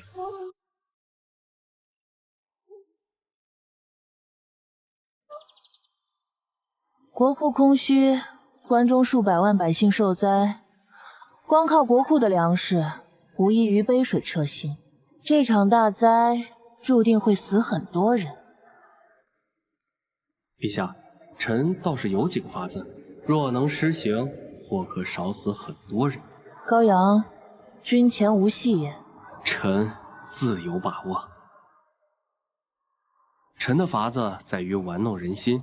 其一，赈灾需派一名大贪官，最好是被贬的那种。什么？派贪官赈灾？那岂不是让他们中饱私囊？这姑娘脑子转的还是慢了点儿。上官大人，此言差矣。贪官虽贪，但能力不俗。只要陛下将此事与他的项上人头挂钩，赈灾有利则升官，赈灾不利便问斩。他自己就是贪官，底下的小鱼小虾谁敢在他眼皮底下伸手？为了活命，他会绞尽脑汁，甚至用些损招。但只要能救民，损又何妨？其二，若灾情过重，可让心腹接管，再以那贪官之名放出要坑杀流民的风声。天下世家最重名声，届时必然会假惺惺的出钱出粮博取美名，此乃阳谋。事后陛下再雷霆震怒，杀了这贪官，以平民愤，一石三鸟。妙，高阳，你今日真是令朕刮目相看。有此妙计，关中可少死数十万百姓。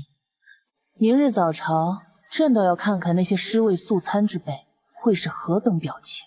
你连献2计，想要什么赏赐？陛下，这多不好意思。哦，既然高爱卿客气，那便当朕没说。别啊，陛下金口玉言，岂能反悔？行了，说吧，朕有功必赏。臣想要一道令牌，这几日避避难。避难？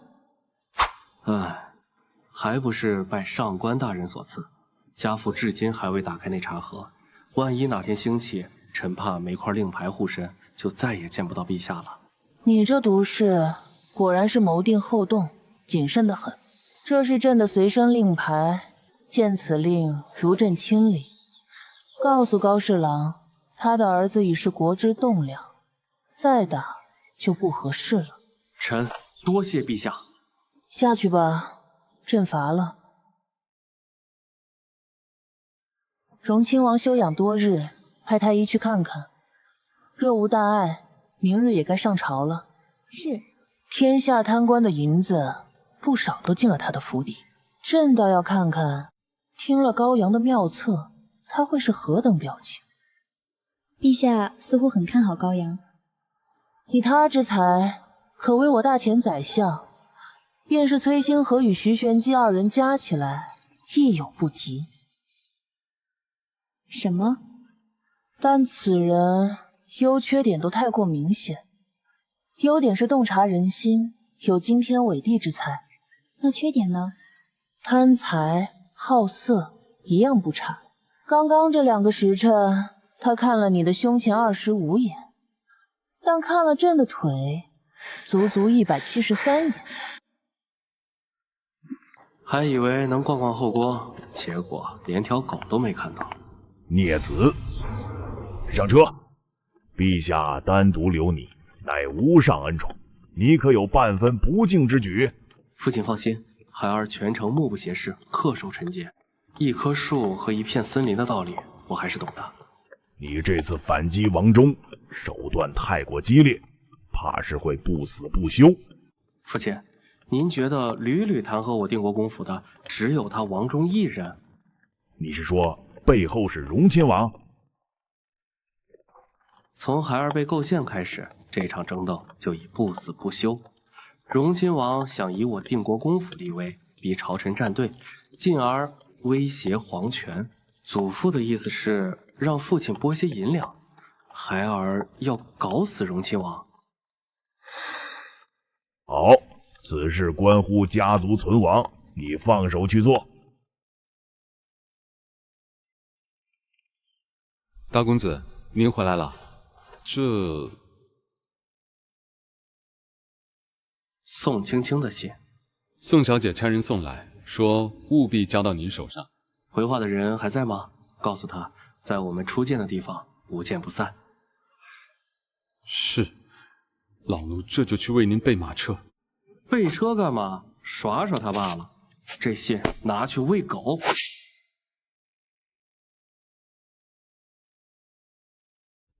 听见没？快按大公子的吩咐办。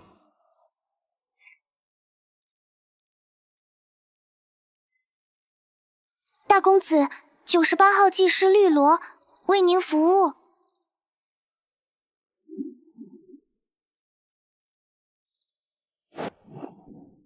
这服务，这技术，放后世不得几千块。要是再换上超短裙，等等，服务会所。明日有必要去考察一下竞争对手了。父亲大人，杨二要设计荣亲王，我们真的不插手吗？有何不妥？荣亲王权倾朝野，党羽无数。杨二虽有计谋，但毕竟年轻，朝堂险恶，一着不慎，满盘皆输啊！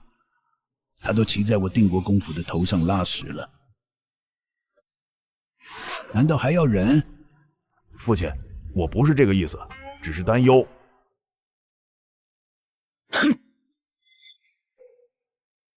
你太小瞧杨儿了，一次是巧合，2次是意外，但能让陛下侧目解决蝗灾，还能借势驱逐王忠，这等手段已不逊于朝中那帮老狐狸。如今趁着老夫尚在，能为他兜底，正好让他试试手。此乃老夫梦寐以求之事。孩儿明白了，那我这就去府中拨1000两白银送去，助他行事。等等，拨1000两白银作甚？不是，父亲大人您让拨些银子给杨儿对付荣亲王府吧。老夫并未说过。这个孽子，他连他老子都骗。有意思，有意思。罢了，他要便给吧，只要不是给宋家那小妮子花，都无妨。就怕他有钱就往胭脂阁跑啊！人不风流枉少年，去了也好，尝了滋味，才不会被那宋家小妮子迷惑。对了，吩咐下去，明日老夫邀了好友商讨兵法，让杨儿一旁候着学习。能得几位将军亲授，是他的福分。嘿，没想到老爹还真上当了。办得不错，赏你的。下次本公子还点你。公子，那您还需要别的服务吗？不正规的多少钱？大公子，奴婢还要去夫人那一趟，就先下去了。本公子加钱。不给钱还能考虑考虑，给钱这算什么？真是的。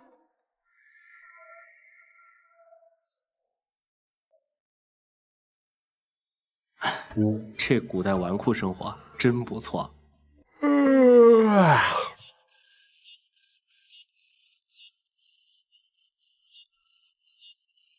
小姐，3更天了，高公子他只怕不会来了。不可能，他许是有事耽搁了。春乔，你再去打听打听。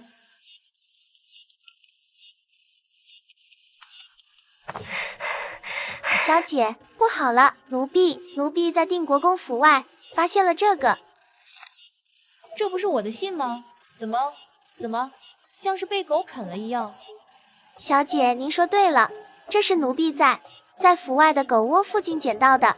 为了这封信，奴婢还被狗追了一条街。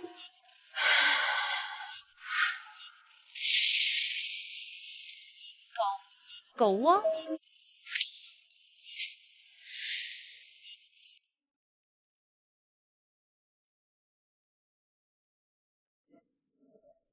完美。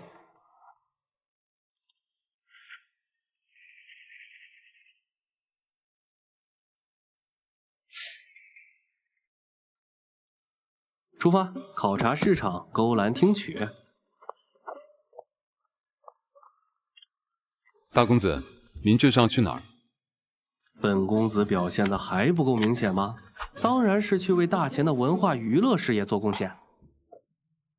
大公子，您现在恐怕去不了。为什么？给本公子一个理由，这关乎我的会所大业，关乎大钱万千男同胞的幸福。老国公有令，今日府中有贵客临门，点名要您在一旁候着，学习兵法。学习兵法？我操，差点忘了，我这个玩心计的毒士出身是将门啊。况且，大公子，您这架势可不像是去听曲的，倒像是准备去过夜的。是吗？本公子不懂。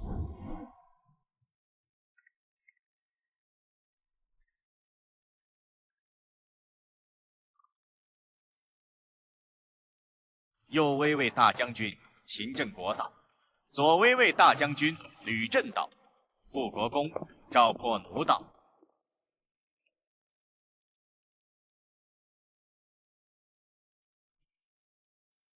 老国公都是从死人堆里爬出来的矫情，不必多礼。儿母婢的。老国公，你家那小子最近可把老子都吓了一跳。商贾活阎王，蝗虫活阎王，现在倒好，又成了官员活阎王。前两个老夫知晓，但这官员活阎王从何谈起？今日早朝，陛下下旨，竟启用了大贪官常洪负责关中赈灾。陛下，此乃昏君之举。陛下若一意孤行，臣等便头撞死在这金銮殿上。什么？陛下怎会如此糊涂？哈哈哈，我们当时也这么想，可陛下的死命令是：赈灾有力，官复原职；赈灾不济，诛灭九族。这还不算完，陛下还有后手。若长虹不成，就放出欲坑杀流民的假消息，逼天下世家出手，再杀了长虹，以平民愤。是，好毒，好绝，以贪治贪，以恶治恶，这计策，可这如何会牵扯到养儿？陛下的性子，整个朝野谁人不知？这等阴毒狠辣的连环计，绝非出自他手。而昨天下午，他唯独留下了你家大孙子。在这大前能想出这么阴损招数，除了你家高阳，还有谁？这臭小子干得漂亮！哈哈哈，那1000两银子没白瞎。老国公，别藏着了，快把你那宝贝孙子叫出来，让老夫们好好瞧瞧。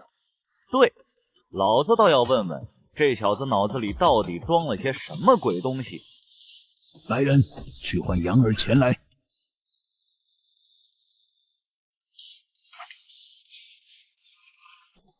老国公，你这就不地道了啊！府里出了这么个了不得的毒事，就拿着破茶招待我们？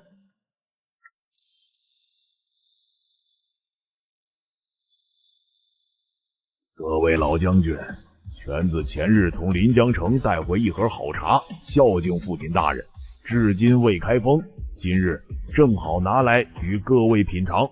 来人，去我房中将柜子最里层的那个茶盒取来。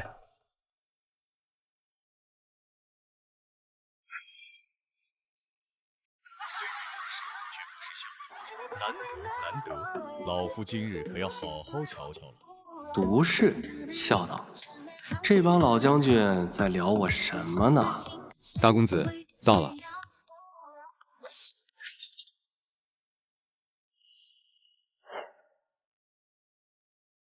小子高阳见过各位老将军。混小子，长得倒纯真，肚子里坏水却不少，就是太瘦，跟个娘们似的。不仅瘦，还虚。有空来老夫府上传你祖传强肾之术。这哪是将军，简直是一群土匪！都是粗人，别客气，我等都是你爷爷的生死袍泽，喊什么老将军、太监外，叫爷爷就行。这是吕大将军、秦大将军和赵护国公，喊人吧。算了，这辈分喊爷爷确实不亏。吕爷爷好，秦爷爷好，赵爷爷好。哈哈哈哈哈哈！呵呵，这娃不错。听说宋家退婚了，老夫有个孙女儿貌美如花，今天便宜你小子，许给你了。不，我这小身板一拳能给我蛋打爆了。吕爷爷，小子刚被退婚，对情爱之事已心如死灰，还是免了吧。老夫唐突了，宋家那帮短视的，你放心，就冲你这声爷爷，老夫必给你出头。今日朝堂上，陛下所说的赈灾之策，可是在你背后谋划？正是，小子。不错，老国公后继有人，我等深感欣慰。老爷，茶盒取来了，打开吧，给各位老将军满上。此等好茶，理应共享。茶盒，满伤，完犊子了。父亲大，老爷，这茶杯装不下。孽子，这就是杜大人送你的茶叶。父亲大人，孩儿提醒过您，这不能怪我。拿错了，去把老夫珍藏的春茶取来。哎，老夫眼瞎耳聋，什么都没瞧见。岁月不饶人啊！孽子糊涂，我先带下去教导一番。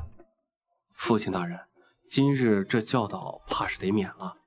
陛下，御赐的玄铁令，你从哪儿来的？昨日献祭，幸得陛下赏识。陛下特地嘱咐，孩儿乃大前肱骨之臣，打不得。计划通料敌于先，防奏议事必须拉满。哈哈，早就听闻你家小子是谋定后动的毒士，今日一见，果然名不虚传，连自家老子都算计进去了。好了，闲话少说，今日叫你们前来，是为商讨兵法。当今陛下开拓之志远超先皇，我等这把老骨头或许还有用武之地。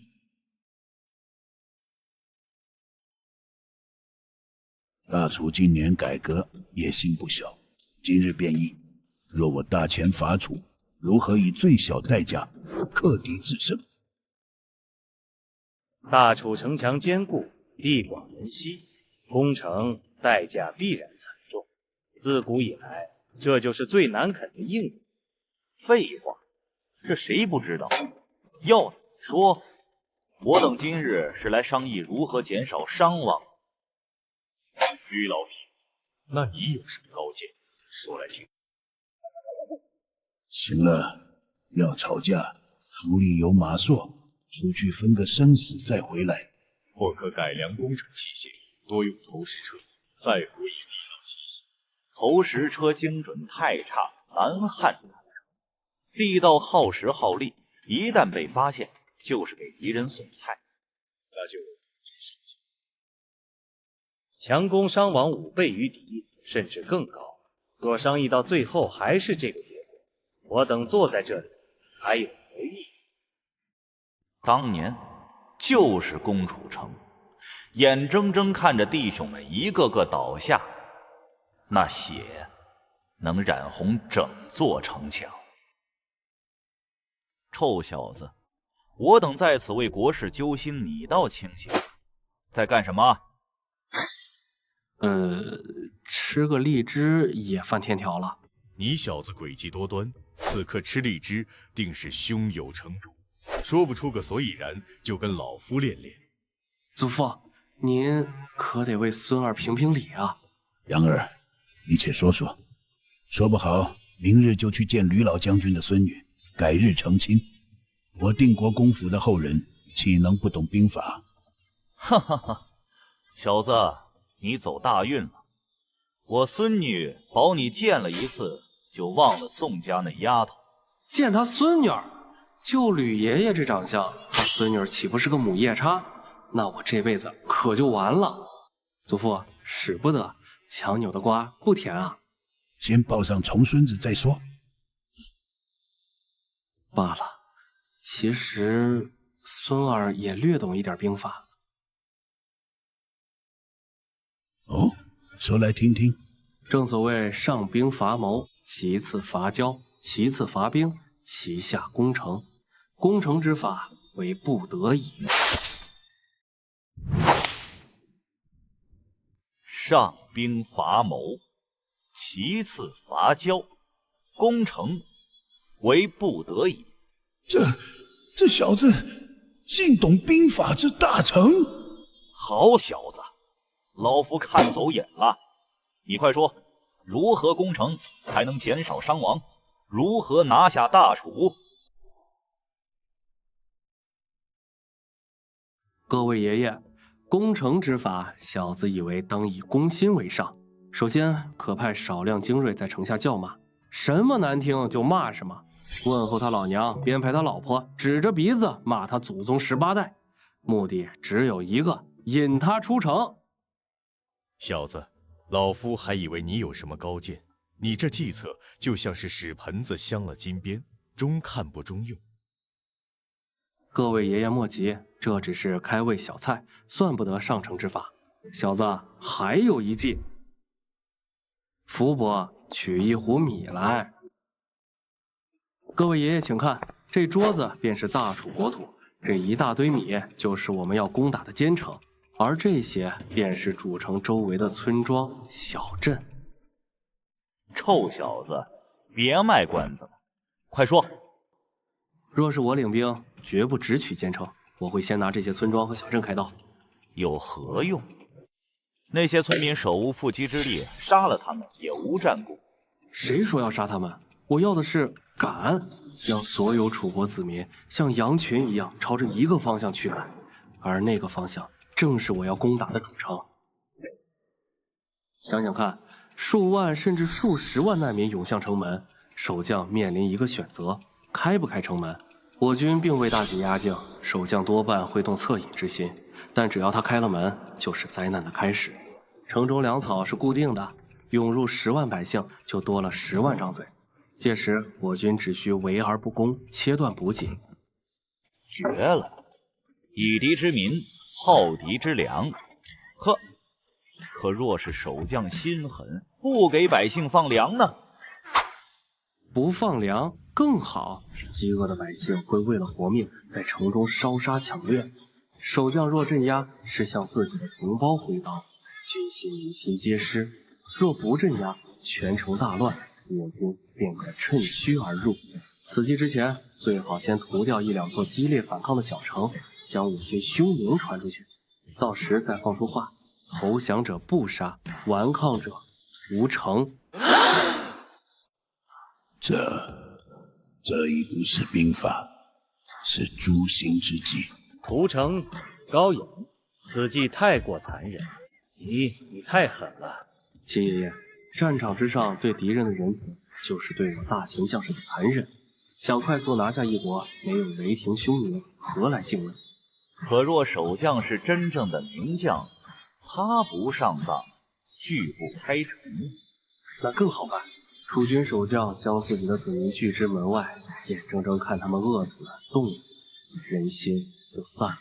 我们可派人混入难民中，许下重任：先登城头者，官升3级，入我大秦国籍，享一生荣华。重赏之下，必有勇夫，他们会成为我们最锋利的尖刀。就算他们不动心也无妨，我军在后驱赶，他们就是最好的人肉盾牌，替我大秦将士消耗城头的箭石、鬼石。这才是真正的活阎王啊！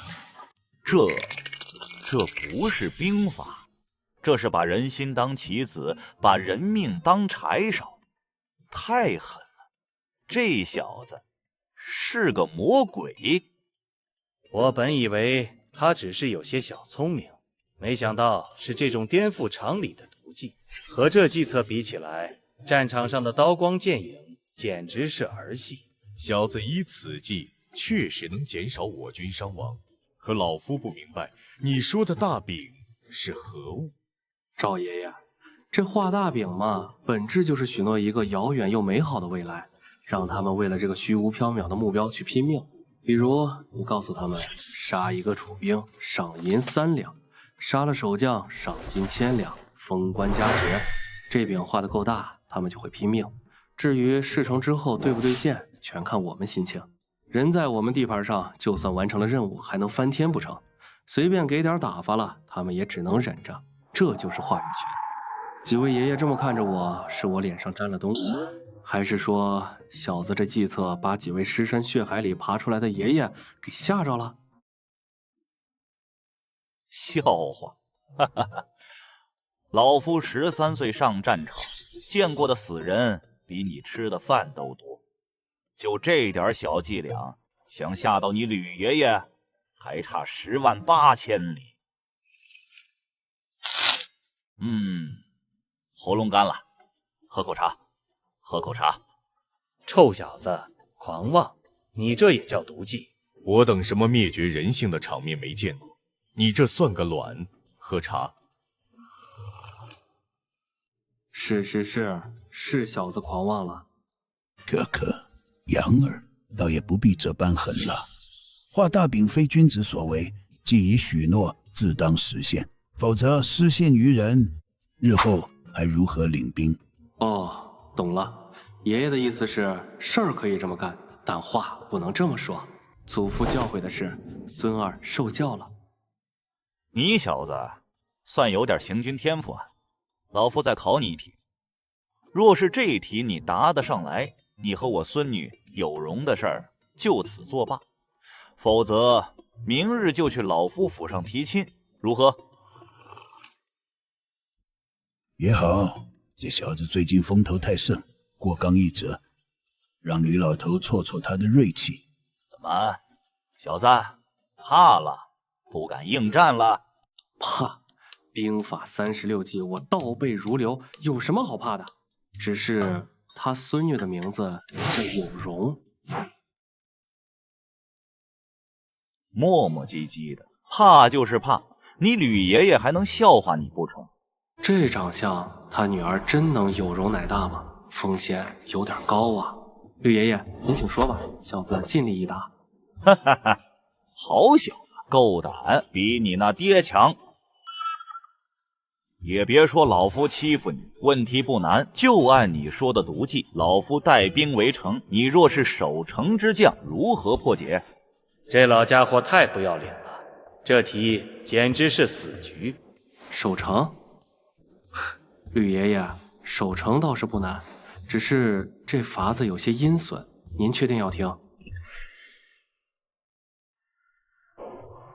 少废话，老夫倒要看看你肚子里又憋了什么坏水。吕爷爷此言差矣，小子一向纯良，人畜无害，这都是为国尽忠的妙计啊！不好，这小子又要口出狂言了。其实也没什么坏水，自古守城除了闭城死守，别无他法，这是改变不了的大局。呵呵，臭小子，你也有无计可施的时候，但这算什么毒计？城中无粮，老夫看你怎么解决。吕爷爷此话差矣，这也不是没有办法。如果将百姓驱赶进城，满城老幼怎么也得有数万人吧？混小子，我问你粮草，你说城中老幼人数作甚？小子说了啊，满城老幼数万人。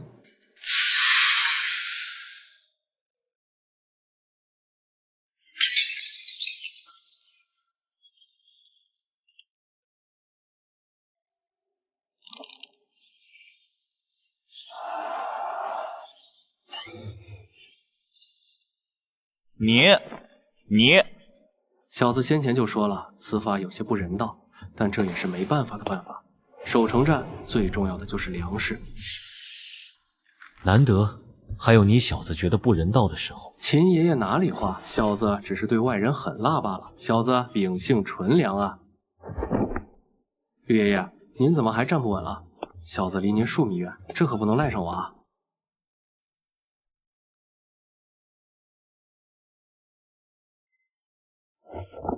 福伯再给杨儿拨500两银子，让他去毒坊也好，去胭脂阁找花魁也好，先离我们远点。孙儿，多谢祖父。其实孙儿对兵法还有颇多心得。不必了，下去吧。是。不搞点狠的，哪能这么快开溜？胭脂阁，我来了。哎，老国公一生光明磊落，行事堂堂正正，只怕晚节不保啊！但定国公府有此麒麟子，必当兴100年。老夫有句话，此子恐怕要不了多久，在陛下心中就是用了缺德，不用可惜，放了害怕。老夫待会儿就上奏陛下，严禁高阳前往六国。这小子要是跑到敌国，咱们可就遭老罪了。老夫多年前因军令屠过一村，至今夜夜难眠，现在心中竟豁然开朗，想来今夜能睡个好觉。老夫半截身子入了土，名利不过云烟，一字一句写入奏折便是。如今的大钱毒辣一点不是坏事。荣亲王今日发难，虽被陛下化解，但其党羽众多，朝政不稳啊。几日前老夫确有担心，但现在老夫丝毫不担心了。也是，荣亲王碰上这活阎王，算他倒霉。老夫就等着看热闹了。好个你弟，好个高阳，竟敢踩在本王的头上立威！王爷，你弟虽雄才伟略，但此等毒计必是那高阳所出，此次不简单。本王小瞧他了，先生可有计策，灭了高天龙那老东西？王爷放心，臣自有妙计。不过这几日，王爷需嘱咐世子，切勿出府。臣怕那高阳会对世子下手报复。他敢对皇亲国戚下手？父王，儿臣听说您被训斥了，定国公府半截身子都入了土，吃了雄心豹子胆，敢对本世子动手。你最近还是别出府了，小心为上。父王放心，儿臣出行皆在白日，晚上也只在胭脂阁内留宿，从不走夜路，安全得很。胭脂阁里，谁敢动我？大公子赵大，你怎么在这儿？老国公吩咐，这些日我等便专职保护公子安全，听候调遣。哦，专门给我对付荣亲王府的，爷爷倒是贴心。陈胜呢？陈胜昨夜未归，今早回来过，但您在熟睡，他便又出门了。这名字可得好好培养，万一哪天女帝翻脸，他可是我的安全感来源。兄长，祖父让我跟着你学习，这10天可憋死我了。让我带他，这是想用他的白纸来中和我的墨水吗？大哥，咱们去哪儿玩耍啊？胭脂阁。胭脂阁好地方啊！大哥带了多少银子啊？那消费可不低啊。你很熟？一般姑娘几十两，花魁可要几千两。这么暴利，看来我的会所计划得提上日程了。兄长，正所谓勾栏两兄弟，咱们奢侈一把，来个几脚之势，定叫那花魁首尾不能相顾。我读氏的名声本就不好，再带上这货，整个定国公府都要名声扫地了。高阳今日算是替朕好好出了一口恶气。荣亲王的确越来越不将陛下放在眼里了。报，陛下，秦吕赵3位将军并护国公一齐上奏。哦，3位老将军一同上奏，呈上来。陛下，可是边疆出了大事？不是，只是3位老将军联名举荐高阳，并严令朕绝不能让他踏入6国领土。这是为何？你自己看吧。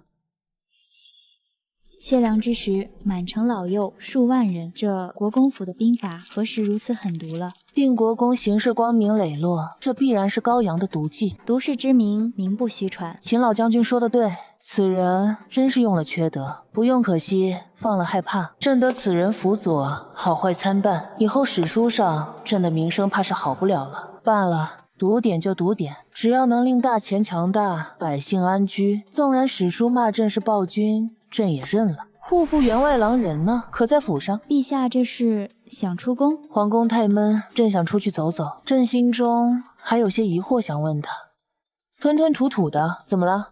启奏陛下，户部员外郎他不在府上。那去了何处？胭脂阁。长安4大青楼之一的胭脂阁。是。朕这辈子倒是没去过勾栏。也罢，今日有些兴致，便一起去看看。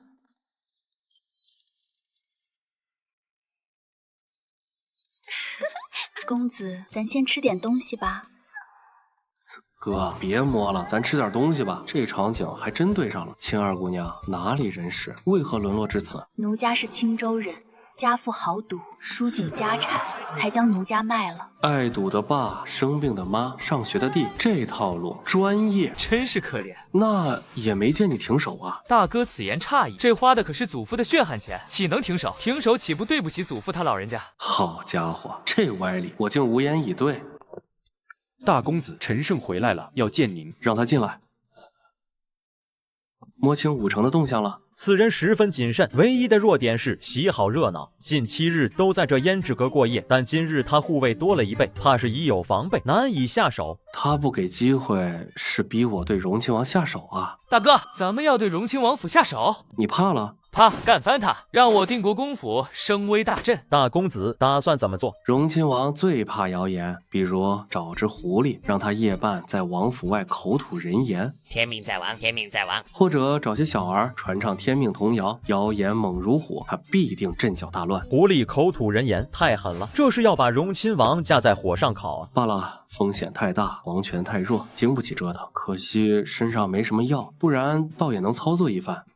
这是何物？药啊，大哥，你不是要这个？奇银合欢散，1等1的春药，药效巨猛，大力喷射王，喝下去肚子剧痛，喷射不止，蒙汗药，杀人越货，必备良品。我这弟弟真是个宝藏男孩啊！小孩子才做选择，我全要了。哎，大哥，我的宝贝啊！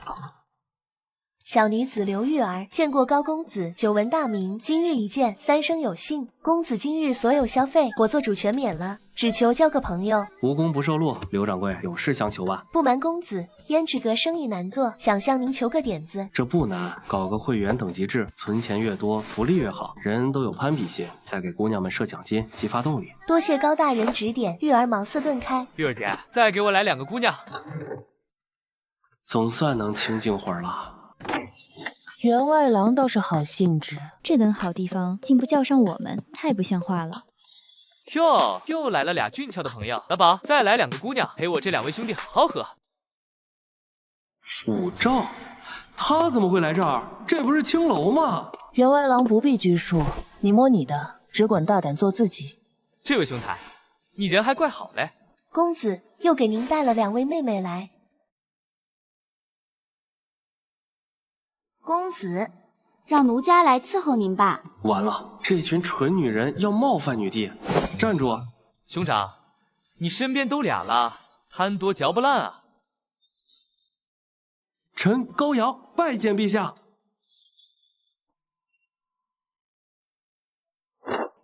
户部侍郎高峰第2子高长文见过陛下。朕微服私访。员外郎是想让全长安都知道朕来了青楼。臣懂了，请陛下放心。哦，朕就说了2句，你就懂了。说来听听。臣即刻派人灭口，连带臣这个弟弟一个不留，绝不泄露陛下行踪。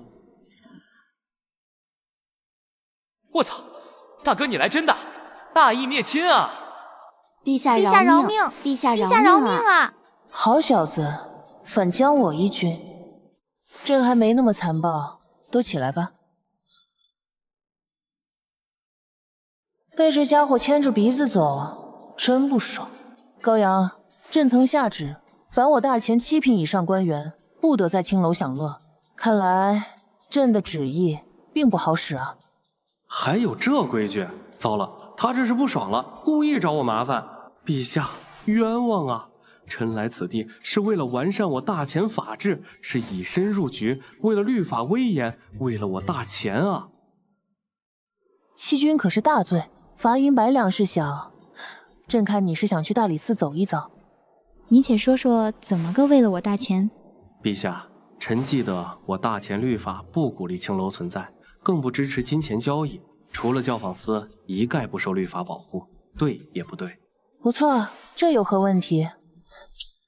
问题太大了，正因这模棱两可的界定，导致我大前律法存在巨大漏洞，甚至还给了人白嫖的可能性。臣对此深感痛心。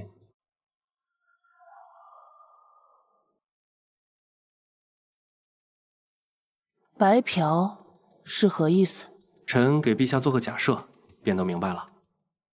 就以我和青二姑娘为例。假设我们约定1晚500两。不，高大人，50两就够了，500两是哄抬市价。本官说你值就值，反正我也没打算给钱。事后我若拿出给死人烧的纸钱结账，敢问陛下，臣犯法吗？天下竟有如此无耻之徒！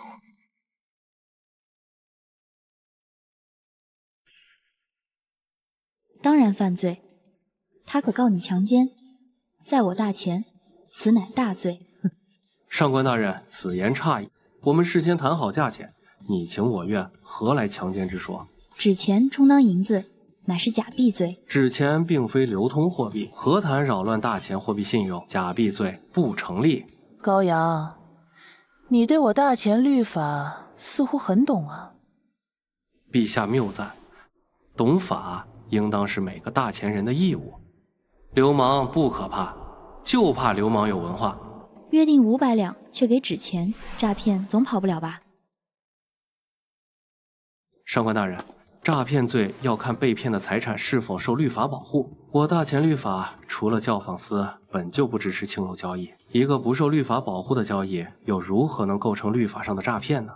显然也不成立。所以，臣用纸钱结账，虽不道德，但不犯法。天理何在？王法何在？天下读书人都这么恐怖吗？心都这么脏吗？大哥，我的神，原来用纸钱就行，我悟了。这正是我大前律法的漏洞，故此臣以身入局，完善我大前律法，恳请陛下下令将青楼合法化，杜绝这白嫖的可能。高阳，别人读律法是为治国安邦，你小子居然是专为钻空子。陛下，臣纵然身处风月之地，也心怀社稷。臣又想出一条可潜移默化、削弱六国的妙计。哦，逛青楼也能想出削弱六国之策？臣乃大前第一纯良、第一忠臣，又怎敢欺君？都要白嫖了，这还叫纯良？大前第一纯良，朕一个字都不信。不过这削弱六国的毒计，说说看。陛下觉得令弟如何？面色发虚，身子发软，十足十的纨绔，这跟削弱六国有什么关系？关系大了，将门多犬子，这背后青楼美色之害当属第一。美色如狼似虎，可瓦解人的意志。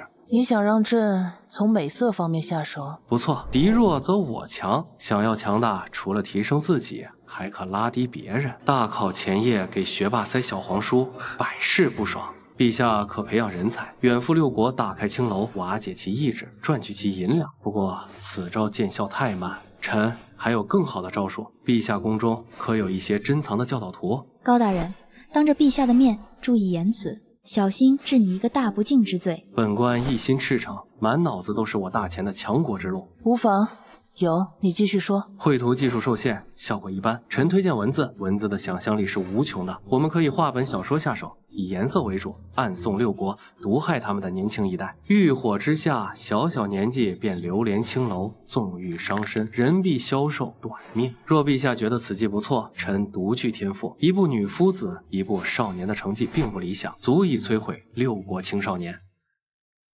好毒的计策，与其强大自己，不如削弱敌人。这法子直掏六国的根基。秦振国说的没错，此人用了缺德，不用可惜，绝不能让他踏出大前一步。陛下，此事万万不可。话本流传，若被六国学去，或是被商贾传回大前，岂不是杀敌1000，自损800？有道理，高阳，你此计太过阴毒，也极易反噬大前。容朕想想。那臣改日将2部剧作的第1章写给陛下看看。这件事改日再说。朕来此找你是有别的要事。这眼神怎么跟要吃人似的？为陛下排忧解难是臣的本分，但您这眼神让臣有点害怕。这个难题你若能解，除了谋逆大罪，朕许你一世繁华，免死金牌。陛下但说无妨。臣必竭尽全力。不过咱们换个地方，在青楼谈国事，日后史书记载不好听啊。英雄不问出处，强国不分场合。民女告退。那个，既为高侍郎之子，便留下旁听。是。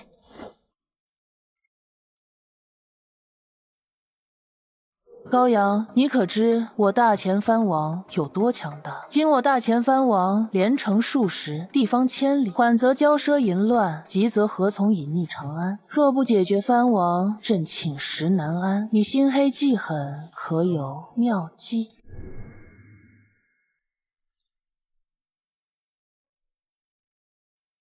女帝要对藩王下手，这是要出大事了。果然。自古皇权与藩王势不两立，这股杀意藏不住的。陛下，您这多少有些冤枉臣了。臣哪有心黑记狠？这话要是传出去，史书怎么写臣？天下万民如何看臣？这是对臣严重的误解。臣要为自己证明。坑山谷灭蝗灾，毒计瓦解6国青少年，这还不够心黑？朕用词不当，但意思差不多。对付这些藩王，你可有妙计？陛下真想对藩王下手？自朕登基，便日夜思虑此事，现在朕不想再忍了。那还请陛下告知一二，臣也好对症下药。大前藩王之强，要从100年前说起。当时大前高祖以归一起兵，夺得豪杰相助，许下裂土封王之诺。天下太平后，异姓王威胁皇权，先帝们便联合宗亲，清扫诸侯。到了今日，这些藩王拥兵自重，在其封地内便是名副其实的土皇帝，已成心腹大患。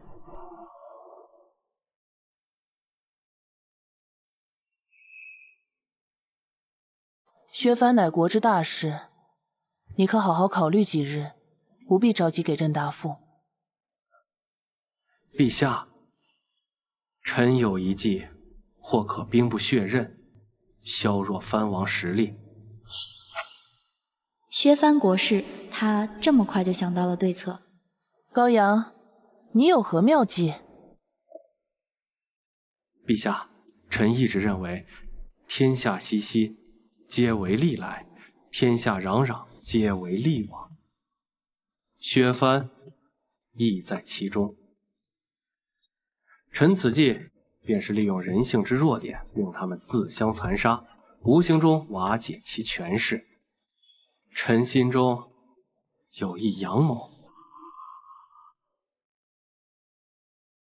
兵不血刃，阳谋，他究竟想说什么？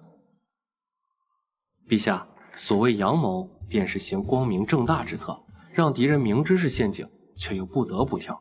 就拿臣和余弟举个例子吧。又来了，我就是个工具人是吧？继续说。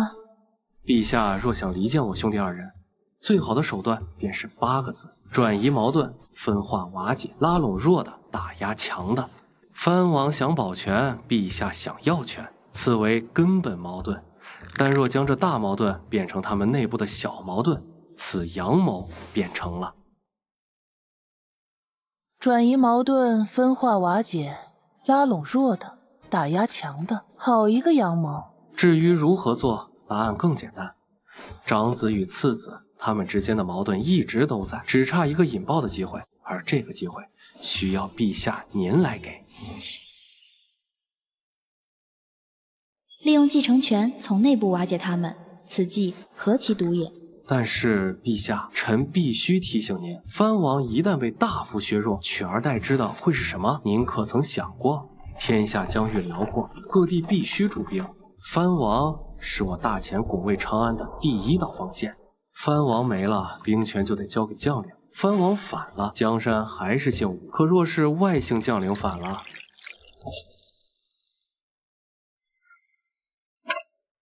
朕明白你的意思，但这削藩势在必行，相比藩王，将领更好驾驭。若不动他们，朕的鸿鹄大志终究是泡影。朕明日便召集百官，依你之计行事。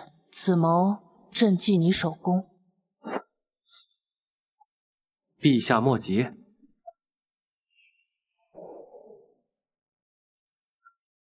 既然陛下已下决心，臣自当竭力相助。只是，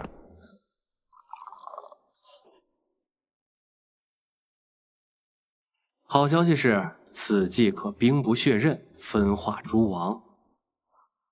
坏消息是，现在削藩，大前会亡国，陛下会死。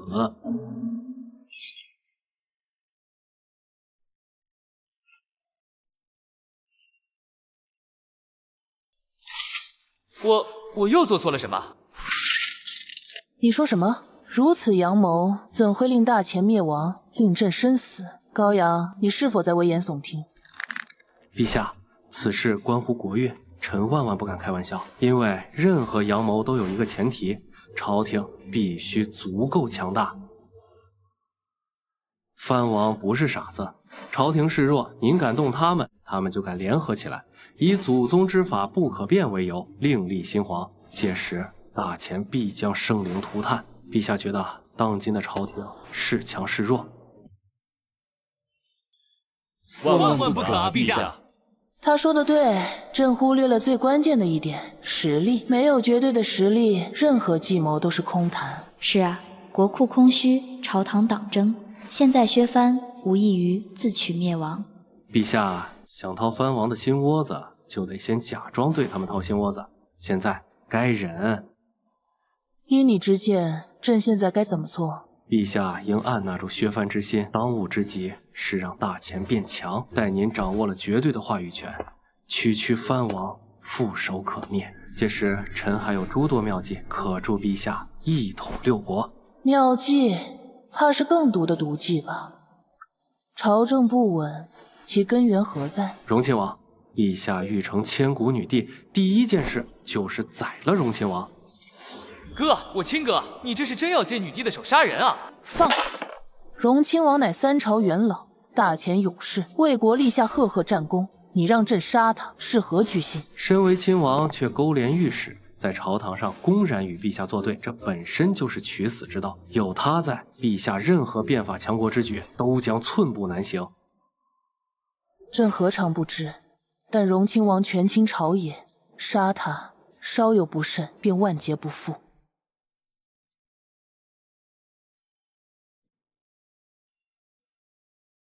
臣不才，早已料到此节，早已为陛下备好上百条毒计，即刺杀、构陷、阳谋、诛杀于一体。计计可取他性命，他跑，臣追；他插翅，也难飞。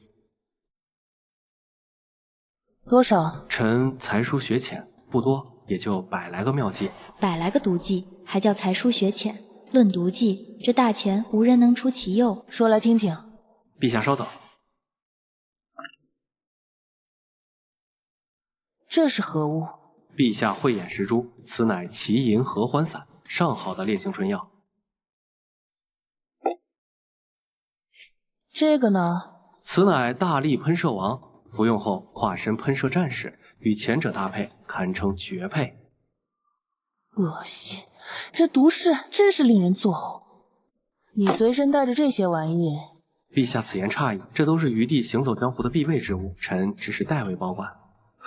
果然，不是一家人，不进一家门。论暗杀，自是下毒最快。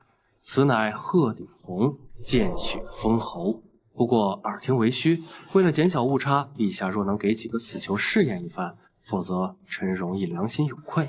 你还能良心有愧，真是令朕意外。毒杀太过不体面，难以给天下人交代。朕要活捉，公开定罪。臣明白，这也不难。陛下可用鸿门宴，只待陛下摔杯为号，便将荣亲王生擒；亦或直接砍成肉酱，为防万一，还可叠加蒙汗药等手段，必能确保无虞。好一个天衣无缝的连环计，得罪他太恐怖了。捉拿不难，真正难的是给他定罪。若他并无大罪，罪不至死，又该如何？臣既提出，自是一条龙服务。这事简单，陛下只需动手前安排牢狱死囚，揭发有人以巫蛊诅咒陛下。届时人证物证俱全，令荣亲王百口莫辩。之后再用那名死囚的嘴，将荣亲王的党羽一扫而空。此等毒誓，幸好是朕的人。当然，陛下的名声，臣也考虑到了。荣亲王战功赫赫，身上必定满是伤疤。倘若他在朝堂上解开衣衫，博取同情，那就不美了。正所谓恶人先告状，陛下可走他的路，让他无路可走。陛下先令人掀开他的衣服，当众质问荣亲王：你满身荣耀，皆为大前所赐，为何要变成如今的谋逆反贼？期间，陛下说到动容处，还可当着文武百官的面挤出几滴眼泪，然后再满脸痛心，念其功勋，死罪可免，活罪难逃，将其关入天牢，便可堵住天下悠悠之口。好一个倒打一耙，好一个走他的路，让他无路可走。从布局到收尾，天衣无缝，此子之心深不可测。这个人绝对不能得罪。计策虽好，但荣亲王不死，终究是斩草不除根。陛下，您这话可就误解臣了。误解？简直是天大的误解！臣此举是为了让天下人挑不出陛下的错。再者，陛下可还记得朝堂考核上问臣的那个灭门之问？你是说守株待兔？准确的说是钓鱼之法。荣亲王被打入天牢，其党羽必定舍命营救。陛下只需在天牢设伏，便可将其一网打尽。至于荣亲王本人嘛，在狱中郁郁寡欢，深感对不起先帝和陛下的信任，留下一纸遗书自尽，这也是很合理的嘛。娘啊，我哥也太狠了，幸好是一家人，不然我坟头草都3尺高了。朕知晓了，你容朕仔细想想。种子已经种下，女帝的野心就是她最好的养料。不杀荣亲王，何谈削藩？何谈一统天下？此事事关重大，若走漏半点风声，杀无赦。陛下放心，草民只是不太聪明，但绝不傻，打死我也不说一个字。陛下放心，我这弟弟心里有数。朕多问一句，你与荣亲王究竟有何深仇大恨？臣心眼小，有恩必还，有仇必报。他想拿定国公府立威，臣就想灭他满门。3日之内，朕给你答复。臣恭送陛下。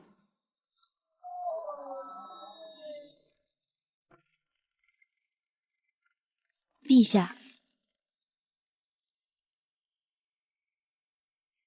替朕找一个有家室的死囚。臣遵旨。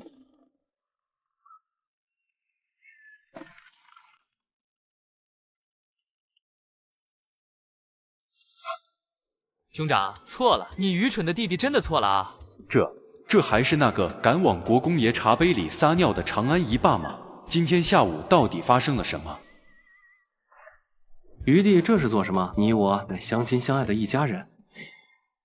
兄长，那咱们接着奏乐，接着舞。不了，回府还有事要做。体验过了，不过如此。是时候为荣亲王准备一份大礼了。高大人这时要走，不再多玩玩。改日吧，尚有要事处理。奴婢不敢多留大人，此物还请大人收下。此乃大人所言会员牌，凭牌可享专属雅间，酒水任饮，每日一位姑娘作陪，每月与花魁共度良宵。这女人倒是个经商奇才。每月一个花魁，刘姑娘，我的呢？我的会员牌呢？二公子，您得充钱。充多少？不多，20万两。什么？抢钱啊！高兄，见了本世子，为何这般行色匆匆啊？